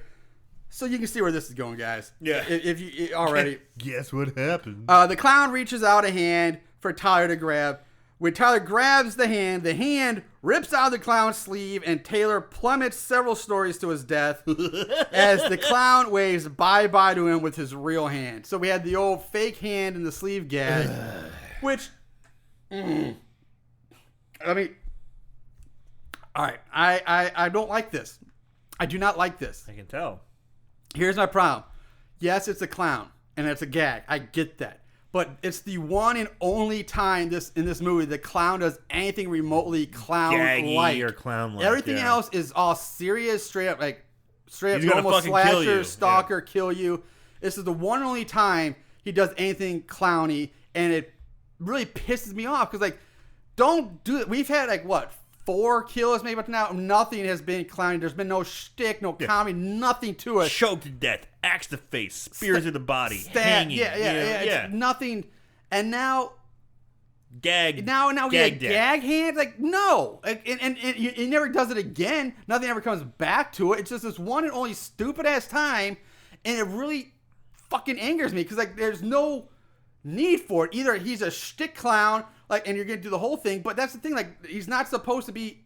They make him out like he's not a real clown. He's not like a Bonzo or a Bozo or a Ronald McDonald clown. Hey kids, or like Stitches was the birthday clown in Stitches where he had all the gags, which made sense.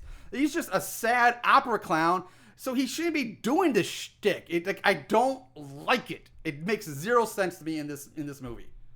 Maybe he was giving homage. To what? Clowns in general. I got nothing. If they're gonna do this shtick, then they might as well have had during the boxing part of the fight. They might as well have had the clown do the old Data boxing glove from the Goonies, the boxing glove on a spring pop out from his fucking clown suit or something, and that knocks Taylor off the edge. I mean, if you're gonna do this shit, do it. I mean, but don't do this one stupid little thing and then never come back to it. Man, this is really bothering you. It's just dumb. It didn't belong. It took me. I was like, really? I'm like, come on. That's how you're gonna kill him with the. I didn't like it. Everything else was so serious and so either all shtick and kind of stick with the clown theme or none. Don't do it half-assed or an afterthought thing. I don't like that. That's my point.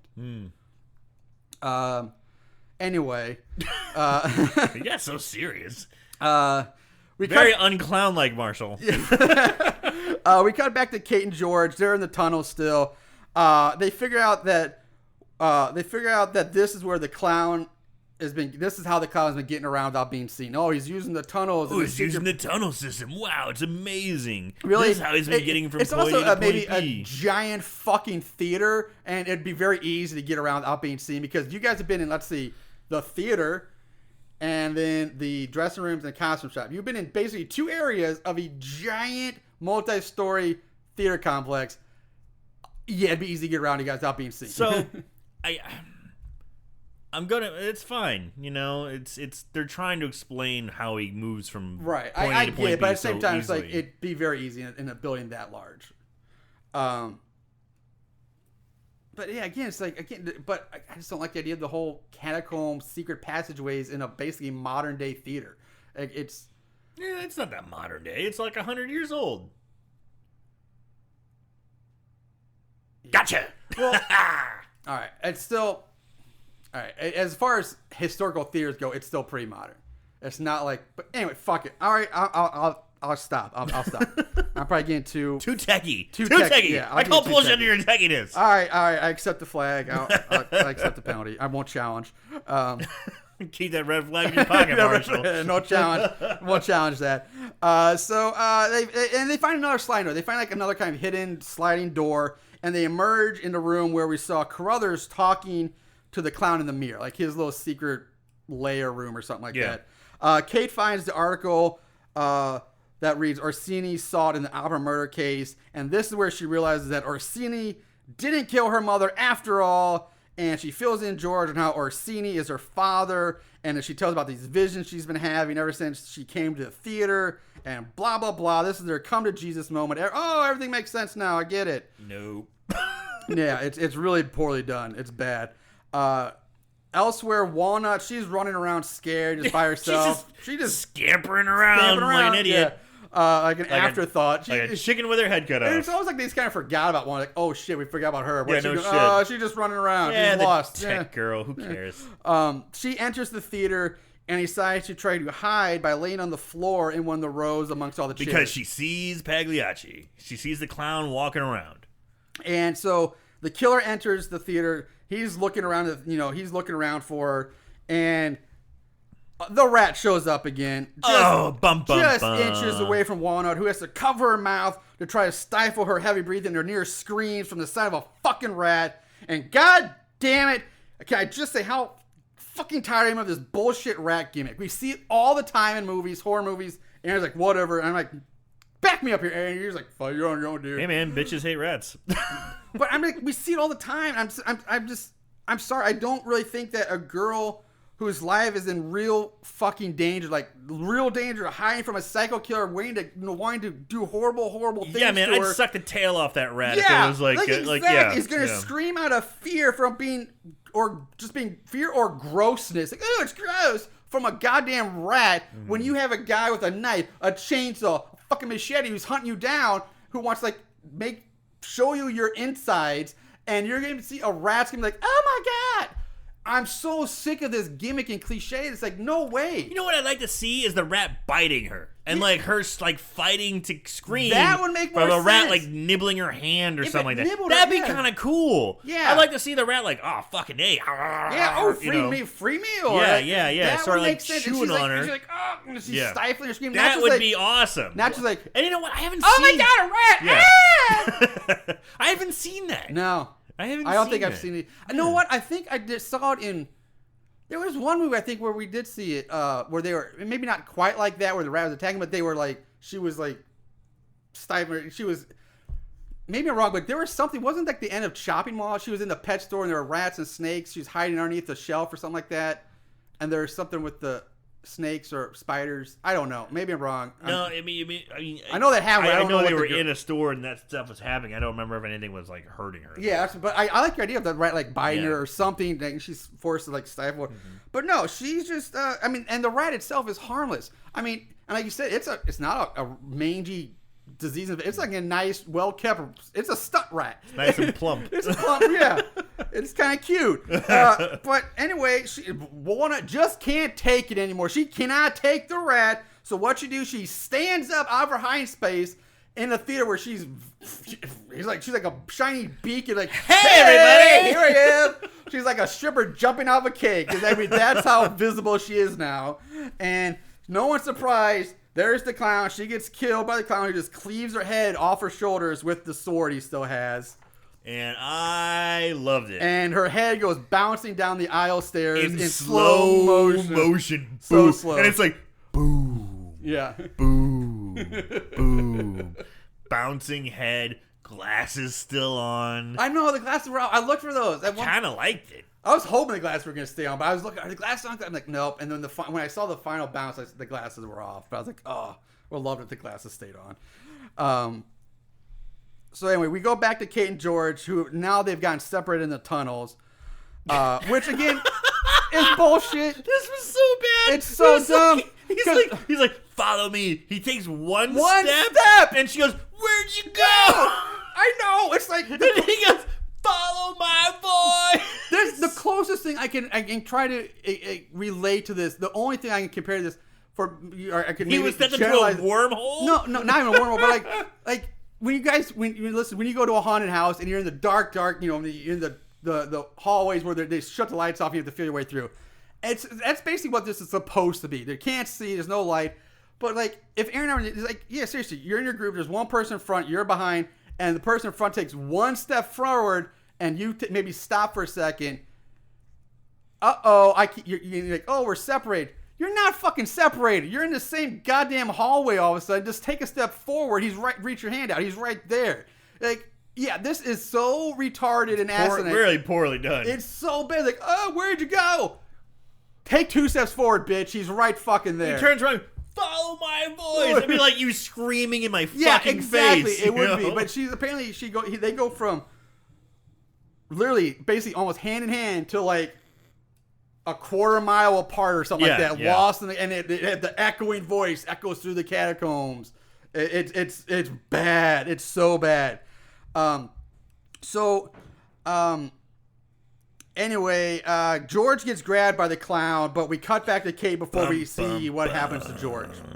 Yeah, Kate runs down the tunnel. She comes to a door. He grabs George and covers his mouth. Yeah, so like George can't scream for Kate or something like that. And then it cuts away. Yeah, it cuts away.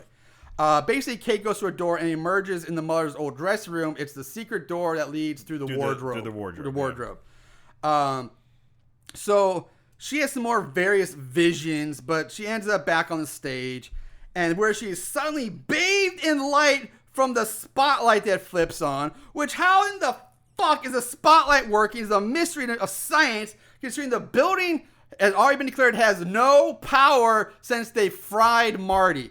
But yet, not just one spotlight was on. There's like 2 spotlights and a few other lights on, and this place is supposed to have no power. Backup generator, Marshall. Yeah, in a 100-year-old theater. Yeah. So, yeah, the spotlight hits her, and she's like, hello? Who's there? And you get a from behind shot. She's got kind of a nice ass. But she's like, what? And she tries to run. The spotlight follows. It follows her. So someone's up there moving this shit back and forth, right? Someone has to scan her movements and follow her back and forth. And then, all of a sudden, the clown pops up next to her on the stage. She runs, and you can hear the clown say, Wait, Kate, wait. And then we see a figure of a man, like, leaving the spotlight. The man who was operating the spotlight. We see a shadow of him move. Kate climbs up to the catwalk. She climbs up to the catwalks. As the clown follows her, he's repeatedly saying to Kate, like, wait, Catherine, wait, in a foreign accent. In a shitty accent. Shitty foreign accent. Kate rushes down the catwalk, chased by the clown, and then from out of fucking nowhere, literally out of fucking nowhere, keep in mind, we're on the goddamn catwalks.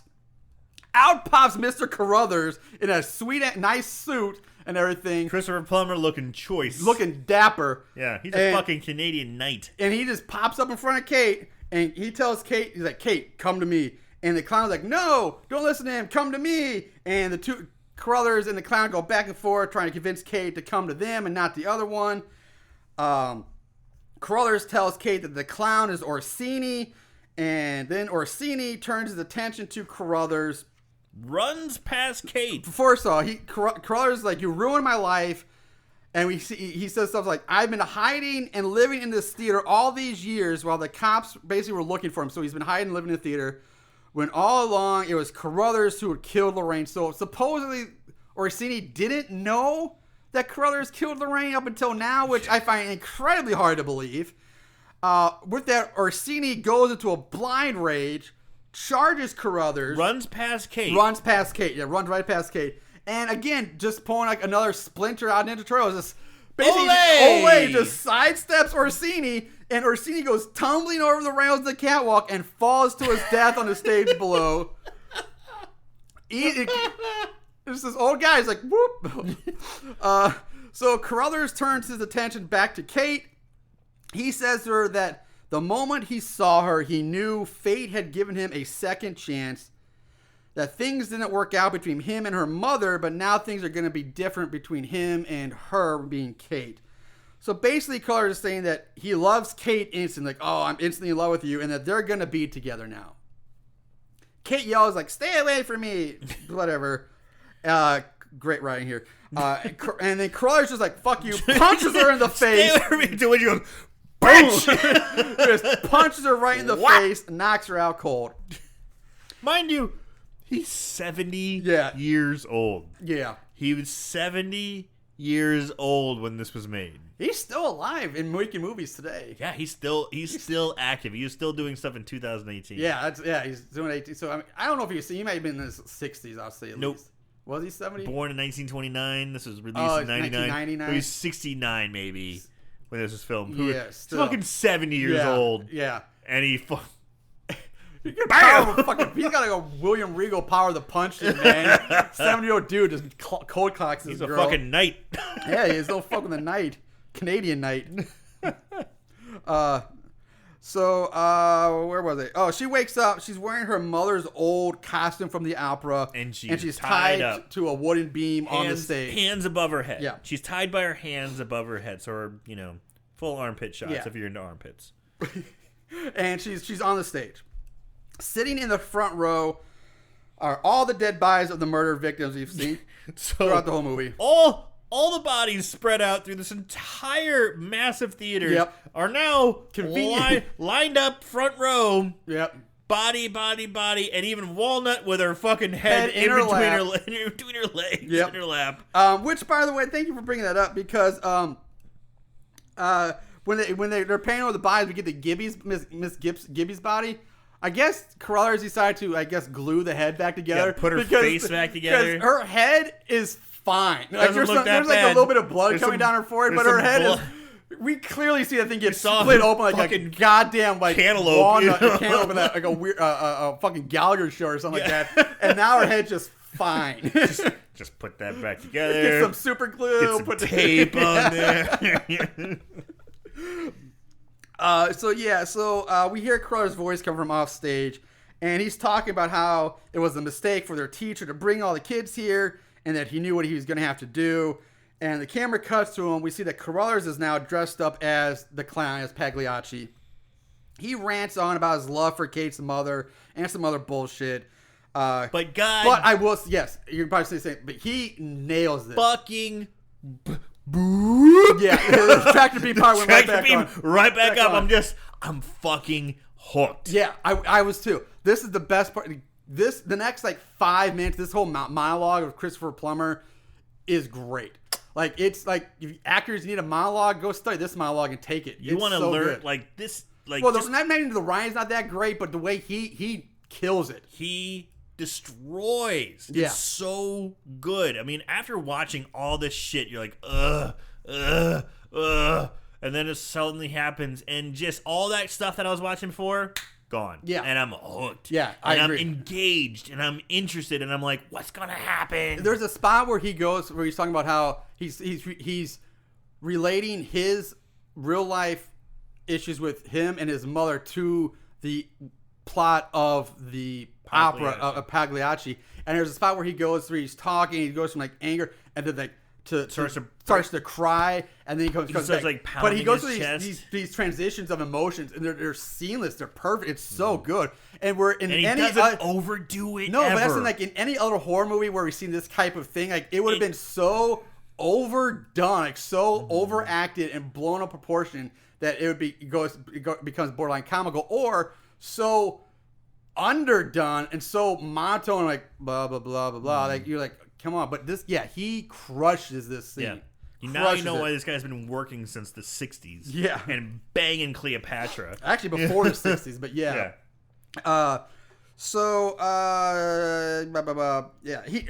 He didn't tell his kid that the two of them are going to play out his favorite scene from the opera. He turns on the music, and when he turns around, he's face to face with another Pagliacci clown. He's like, what? So there's two clowns now. The two of them fight. But again, Carruthers overpowers the other clown, slams him against the wall, knocking him out. This guy's got to be a roided out 70-year-old. He is fucking knocking these goddamn 20-year-olds out left and right. He's a fucking knight. Jesus Dude, I love it. He beats him up, slams him down, goes over to the makeup table, grabs a knife, and just for good measure, fucking kicks over the stool for no reason. He's just walking by, grabs a knife on there, he's like, bah, fuck the stool. I fucking loved it. I loved it so much. There was no reason to it. When he beats the guy up, goes over the makeup table, grabs a knife, and he's walking towards her, and as he's walking towards her, bah! That would be called, that's what we'd call in the acting is a choice. Yeah. I fucking loved it. I'm like, why did you do that? I don't care. I love it. Fuck this stool. And so now it comes very family opera-esque in point because he's going back to Kate. He's like, sing, Kate, sing. And Kate, she doesn't sing, which only makes Carruthers more angry. And he's like, you're missing your cue. Stop missing your cue. And he starts slapping her around. Kate screams like, if you're going to kill me, just do it. And with that, Carruthers raises his knife. He's about to stab her when Kate frees herself from her binds, dives down to the floor in a desperate attempt to get away. He grabs her ankle and starts pulling her back. But she has a cord or cable in her hand. She's grasping at this cable. It knocks over a music stand, which has a screwdriver on it. And the screwdriver slides perfectly across the floor, landing, again, just perfectly right in front of her for her to grab. She grabs it, turns around, stabs Carruthers right in the eye. Swings back blindly. In the soft eye hole. Right in the soft eye hole. Another callback to the soft eye hole. Kate gets up, rushes off backstage where she finds the levers to the trap door on the stage. She turns to Carruthers and says, break a leg, want, want, want. Then flips the switches, the trap doors open, Carruthers falls beneath the stage. Kate walks over to the opening of the stage, looks down to see Carruthers, who has now been impaled by like 6 spears or something beneath, just, I guess, perfectly positioned beneath the stage trap door. What kind of play are they showing? Electric chairs and spears? Exactly, like, what the fuck? And if this is the trap door that Marty fell down earlier, there were no spears there. Well, there were more than one. I will say there can be more than one trap door, but she pulls, I mean, I don't know. It's, I guess... But just like, why would there be all these spears? This is like a Vietnam booby trap. You see, like Vietnam, man. Yes. Jesus, like it's one of those bush. It's a bush trap. It's a bush. Covering it's a bush trap. Yeah. It's like, are you kidding me? And he just falls. He's impaled on all these tiger pit, I think they call it. The tiger pits. Yeah. Are you kidding me? The only thing that would make it more Vietnam is if they had like they rubbed like shit all over. They covered it in feces. Yeah. And stuff. God damn. And he yeah, he dies. So he dies. So the other clown gets up, removes the mask again, revealing that's George. Which, where do you get another mask from? Because the other Pagliacci masks, they're not clown, they're not masks. It's face paint, not a mask. But this guy's wearing like another latex-like mask. Which, where do you get this one from? So, anyway, so I don't know. Would you have something? No, go ahead. Right. Just fucking go. We're almost there. We're almost to the goal line. George tells Kate that it was her father that grabbed him in the tunnels and that he was trying to help them. George and Kate exchange some stupid, cheesy lines here before George says... It was your father. Your father found me. You didn't kill him. He loved you. But... God damn it! It's awful. It's so that track to me. It's gone. It's right back down again. George says like, "Hey, come on, let's get out of here." He kisses her on the head, and they walk off the stage, arms wrapped around her. George uses an axe to break the chains of one of the doors and walk out of the theater. They walk off, arms wrapped around each other. Freeze frame. Fade to black. Roll credits. That's the movie. Now. Before we move on, if that's all it took, they've done that earlier. Like if they were able to crack open the door and break it open with an axe, they could have done that like hours ago and lived. I guess if they found the axe though, that's one. But I imagine they'd have fucking fire axes, axe, like there's no. You're telling me? Yeah, I mean, come on. You could have just like. Yeah, but this is the problem I had. Okay, so. Oh, I have a lot of problems with this part. But it's George gets grabbed by Pagliacci. The covers his mouth. Covers his mouth. He has time to tell him the story of his daughter, and I didn't kill her. Why don't you take yourself some time, dress up as a clown yourself while I go fight to go save my daughter? What the fuck? There's so many plot holes with this ending. What is going on? How many clown outfits are around? Exactly. My other problem is at least 3. Yeah. At minimum 3. Here's my other problem. Okay, if Orsini is trying to help them this whole time, why is he killing everybody? And if it's not him killing people, that means it's Carruthers going around killing people dressed as the clown, which means Carruthers is going from clown outfit in full face paint to dapper suit, back to clown, back to dapper suit. All this time, well, Orsini is apparently supposed to be trying to help him. What the fuck has he been doing this whole time? Because he's not helping. He's letting these people die until it's just George and Kay. He's like, oh, you know what? I guess now I should step in and do something. And then he doesn't even do anything. He just runs at Carruthers like a fucking idiot and falls off the catwalk. It's the worst fucking ending. Nothing makes sense. There's so many plot holes. It's so bad. He's working his lunch. La la la la la la. I love it. It's like, if Kate's life is in serious danger, why the fuck are you taking time to get into full costume and makeup? Just so you turn around behind me like, why is there makeup all the time anyway? What the shit? Like, are you gonna try? What was your plan? Were you gonna trick Carruthers into thinking he's looking into a mirror or something? But they were talking to each other earlier. So has he been wandering the catacombs of this theater for years, dressed as Pagliacci? You see him in the mirror, he's dressed as the clown. So he spent like the last 20 years in the same costume and makeup, just wandering around, twiddling his thumbs or Eating something. rats. What the shit is it? This is so fucking retarded. It's so bad. Oh. Okay, all right. All right, with that all that done, let's go on to our favorite kills. We went crazy there. We did go crazy. Don't act like you didn't love it. Favorite kill. All right, favorite kills. Decent amount of kills. I mean, it's nothing, not great, but it's certainly not bad either. It's pretty solid, average. What you got, Aaron? What's your favorite kill this week? My favorite kill was Walnut.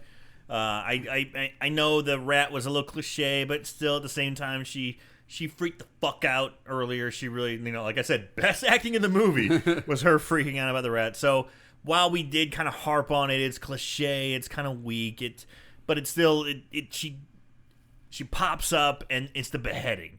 The beheading's not bad because you see her pop up and you see it hit the head and it rattles off. It comes clean off. He chops it clean off. Yeah, it does. It's well done.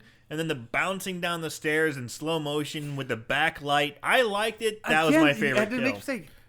First of all, to decapitate somebody with a sword in one swipe would be incredibly hard because it's not a chopping weapon. It's a puncture weapon. Yeah, that type of sword is a slasher slash puncture. It's slashing puncture. It's not going to cleaving. Right. And again, if that's not really Orsini, if it's Curtis, that's a 70-year-old man who's cutting off a head in one swipe. He is a Canadian knight.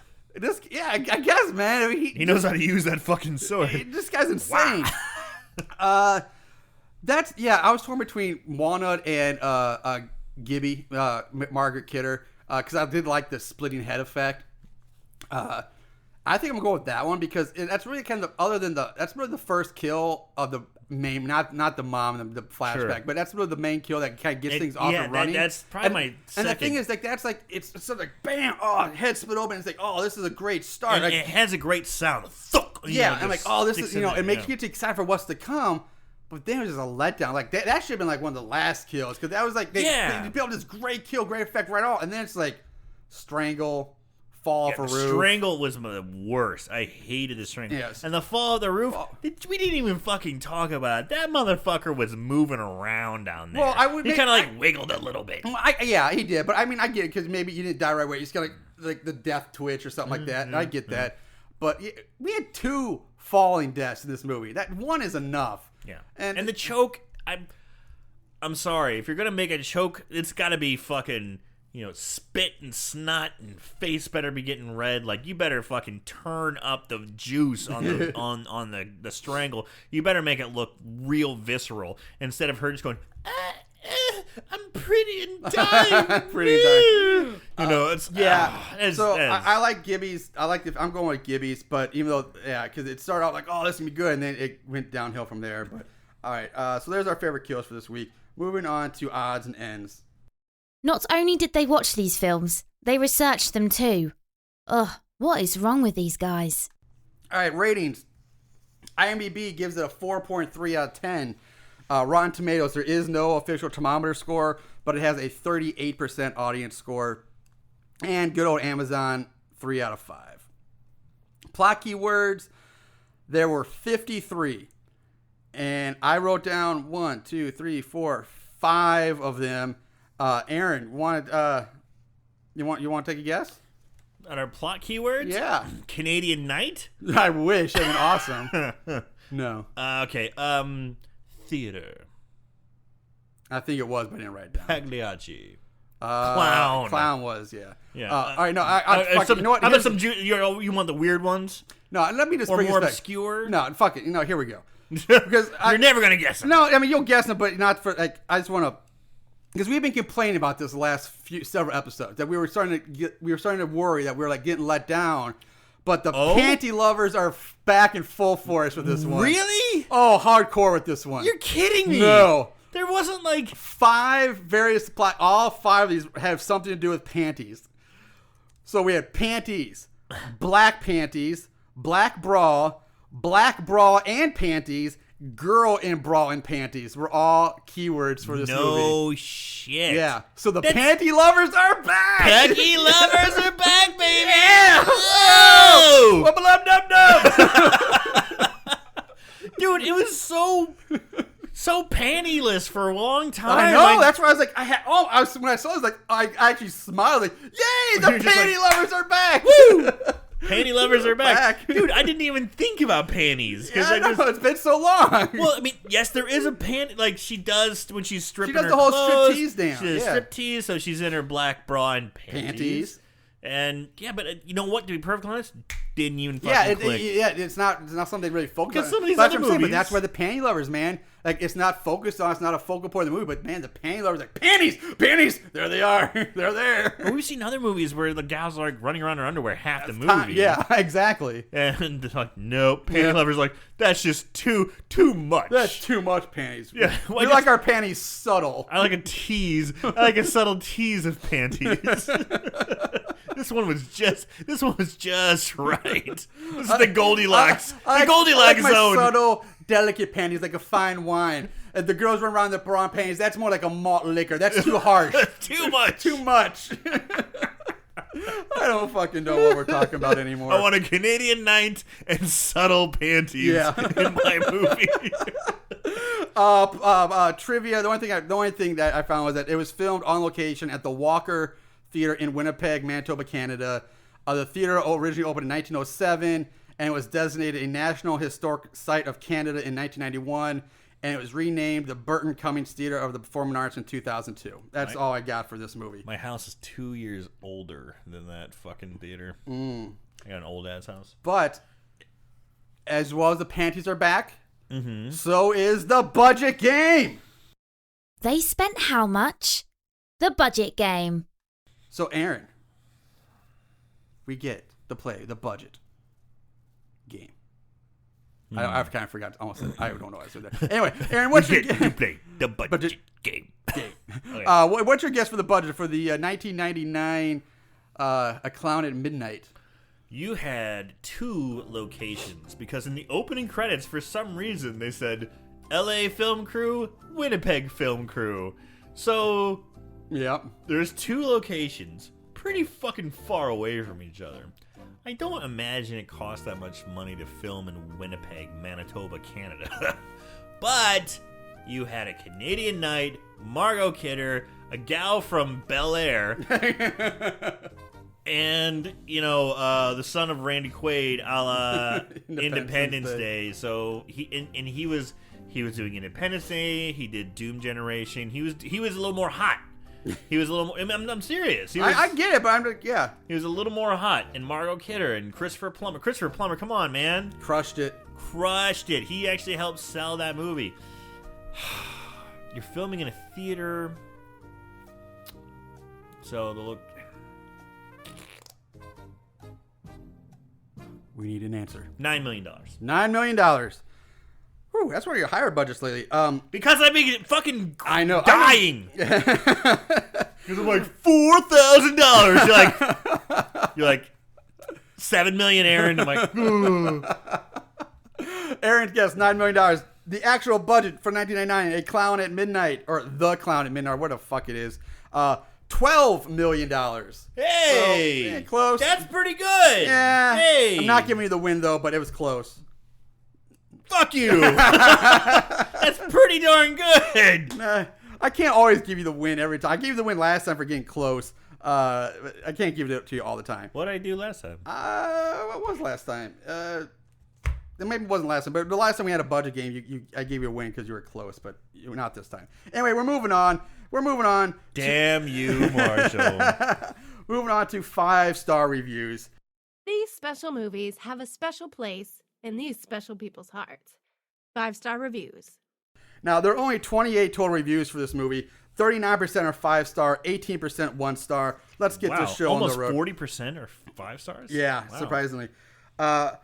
From Jamal Ray, I saw this movie in 1999 when I was 11 years old. I didn't off into much, but after 2000 came and went, I loved it ever since. It is scary and has a good storyline. Unlike most today, and this film is a good movie if you with just, are into horror films. I'm not a fan of any video-to-video horror films, but this was the best. I loved it. 5 stars. Now, I don't know what video-to-video really is. And maybe it means direct-to-video. I'm guessing direct-to-video. But video-to-video sounds like somebody just, like, bootlegged it. Like, it's a copy of a video. Like, well, what was the kid's name again? Jamal Ray. It may have been bootleg. It may have been. And Was that racist on my part? I don't know. Maybe. No, I love these reviews for this movie, not because there's, like, I think at least 2 of these, but we finally get, it's been a while, we get a kid's review. Oh, sweet. I love these. There is typically nothing wrong with this movie. I mean, I thought it would be some lame film with a clown chasing people in a funhouse, but it was better than I thought. It's scary, suspenseful, and doesn't have too much gore, but it is frightful, and you keep wondering what's going to happen next, like after Monica saw the clown, or after Kate's mother dies by Orsini stabbing her to death. Orsini is the clown. No, Pagliani is the clown, really, but Orsini is the... Anyway, I have this film in my collection. I say it's good addition and to any... Wait, good and to any others... it gets really fucked in bad grammar. 5 stars. You usually do well through the bad grammar. You're off your game, I feel. It's been a while. Now, not just one, a second kid's review. Shit. I'm so glad I bought this movie. It was really misspelled, really scary and fun. The only thing that sucked was the opening murder scene. It did look a lot like opening of Halloween in a way, but other than that, it was good. It also stars that one girl from Fresh Prince of Bel-Air. Sweet. 5 stars. Last 5-star review from E.G. Guerrera. I forgot to mention, that's how he starts it off. And I went through every review. There's no other review by this guy. He just starts with off. I forgot to mention. You should get this movie on DVD. That way you can pause Tatiana's cleavage shots and it would be clear. By the way, a white girl gets naked in this movie. 5 stars. Best review ever. Proper perv. The only reason they get it on DVD is so when you pause it on Tatiana's, it's cleavage, by the way. He spells it cleavage. Cleaveetch. Cleavage instead of cleavage. Maybe he's French. But that's the only way you should get on DVD is so when you pause it, it's a clear image instead of having the staticky lines of a VHS pause. So you can get clear cleavage images. Fresh Prince of Bel-Air. Cleavage, yeah. Cleavage. And a white girl has sex in the movie. White girl gets naked. All right. She sure does. Now, I wrote down 3 1-star reviews because they were fucking funny, I thought. Okay. From Michael Boltz. From beginning to bloody retarded end, this is definitely a cheesy slasher movie without a doubt. This natural disaster of a movie stars Christopher Plummer and Margot Kidder for some reason. Maybe they were bored and didn't have anything else to do. 1 star. I just like, apparently retard has been the word of this episode. Yeah. Kids review. Third one. A 1 star kids kids review. Yeah. Now this one's a little long, but it's and I think I even edited some of this down. But okay, so hold on. Kids review. A dumbass clown is killing kids trying to reopen an opera house. This wasn't even scary, and it was so predictable about a clown. You didn't really think it was Pagliacci, did you? It was the old guy. When they finally reveal who the clown is, it ruins the point that a clown is its own type of creature. Don't know where he's going with this. And how could that 80-year-old manager, or at least that's what he looks like, be the clown? I mean, seriously, come on. An 80-year-old guy killing 5 or 6 teens? There's also something else that disappoints and ruins the whole movie. It's they always have, in these usual slash movies, they split up of kind of routine. So they'll be able to kill us all one by one. Also, why are clowns always bad guys? They're supposed to be hilarious,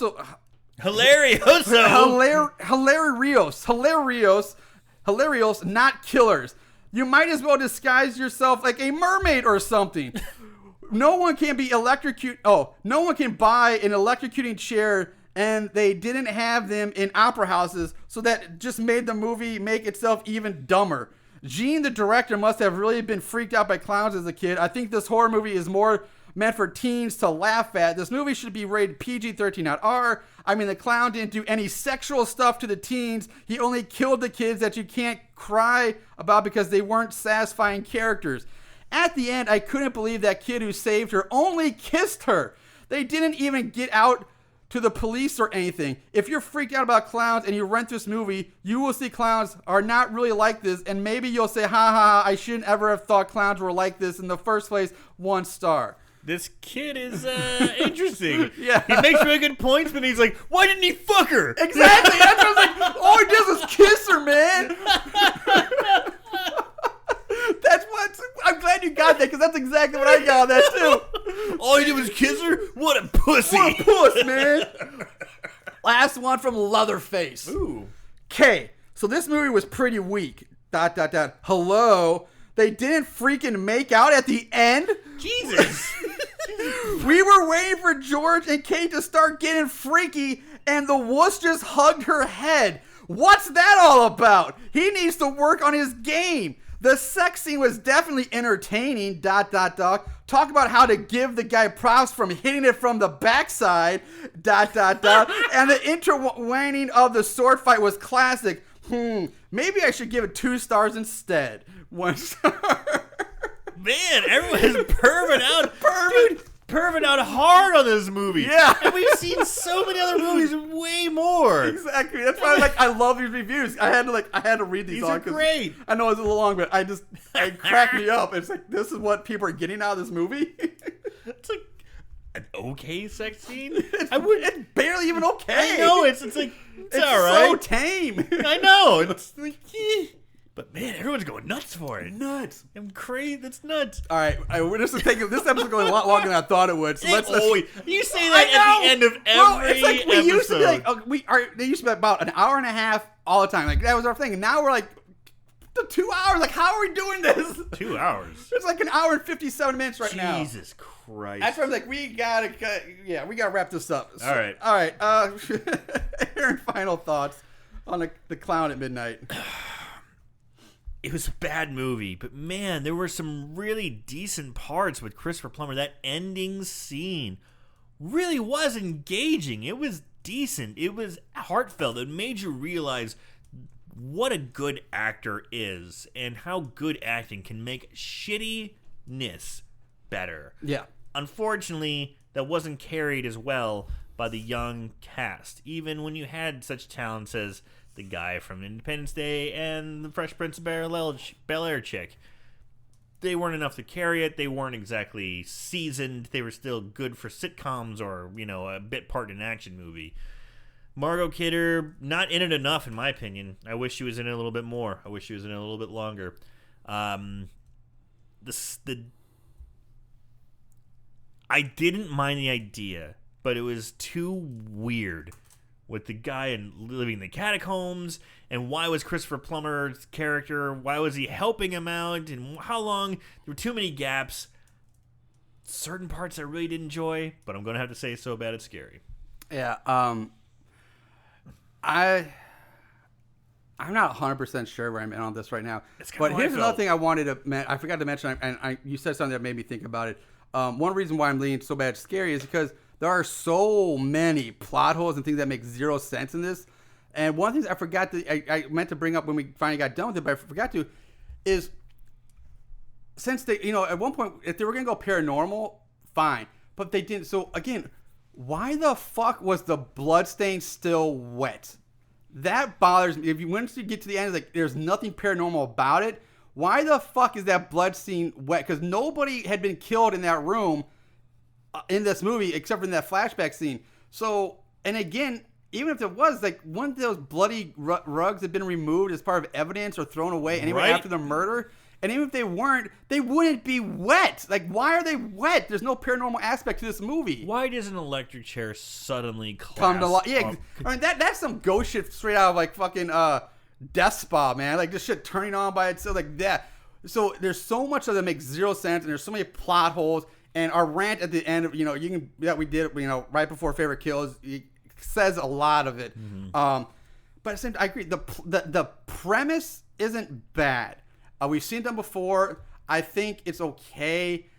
And I get, when I found something, like, oh my God, how did I never hear this movie before? This would have been something I would have probably loved it back in the time. Right. But I see why it fell on the radar, because it's not totally awful, but it's not great. It falls in that category of just forgettable, which is probably even worse. Right. So I don't know if it's so bad. Is it so bad it's good? Not really. Is it so bad it's scary? Yeah, not really. I know. It's just kind of, yeah, it's there. That's a great way of putting it. It's not necessarily bad. It's just forgettable. It's just forgettable, and that's why it falls through the cracks, which is sad, because I went...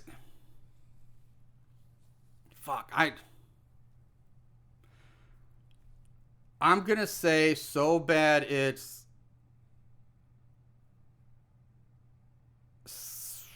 I'm sorry, guys. I'm trying to say... I'm not trying to compare it to any other movies. I'm just saying, would I recommend somebody watch this? And again, I'm torn, because, yes, watch it for Christopher Plummer, the ending. He nails that end scene. It's so good. The rest of the movie, it's not unwatchable, but it's not that great. And...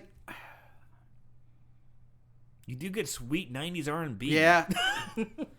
But fuck, they don't make out, man. They don't bang. They just kiss her head. What a punk. What a punk. What a puss.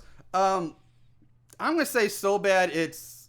I'm going off book. I'm saying So Bad It's forgettable. I really can't. Because it's not good. It's not awful. So bad it's scary. Fun. It's like not fun. This bad. Is a first, my friend. I think it is. This is a first. So it's always been So Bad It's good. You're right. You're right. All right. So Bad It's I'll pick one. So Bad It's scary. I'll say scary. Yeah. First, I'm right there with you, man. I'm right on the fence. And honestly, it would have taken just an extra titty or something to push me over the edge. The extra titty is all it needs. Just something to kind of push me over the edge. It needs something else. Because it's forgettable. I have to put it in scary. Yeah, I think I guess that might be a good kind of what do you call it, meter stick or whatever measuring stick for if it's forgettable. And I'm right there with you, because there's. But if you are going to watch it, definitely watch for Christopher Plummer's performance at the end. He crushes it. But otherwise, it's just like a lot of other 90s horror movies where it's all kind of same. 90s was not a great 90s was not a great year for horror movies. Horror, it was not. Or low budget horror. Horror in general really wasn't that great for the 90s. Yeah. All right, we're rambling on enough. We'll wrap it up here, guys. Thanks for listening. We appreciate. We'll be back next week. Next week, you already know the movie. Maybe not in a week, but a week and a half or so. Why is that? Well, technically, this next week is my even though today is my daughter's birthday, her birthday party is on the weekend, so I might not be getting around to actually be able to record. Gonna be boogieing, gonna be partying. And then plus Sarah, who's sitting on next to it, she's only got I think certain days free. So, and for doing that movie, so I have to wait. Scheduling errors. So yeah, but it'll be soon. We'll be back with we got scheduled up. We got the movie picked out. Everything's good. We'll be back, guys. Thanks for listening. Love you, Moon Goons. In the meantime, watch more horror movies, and remember to always keep it tight.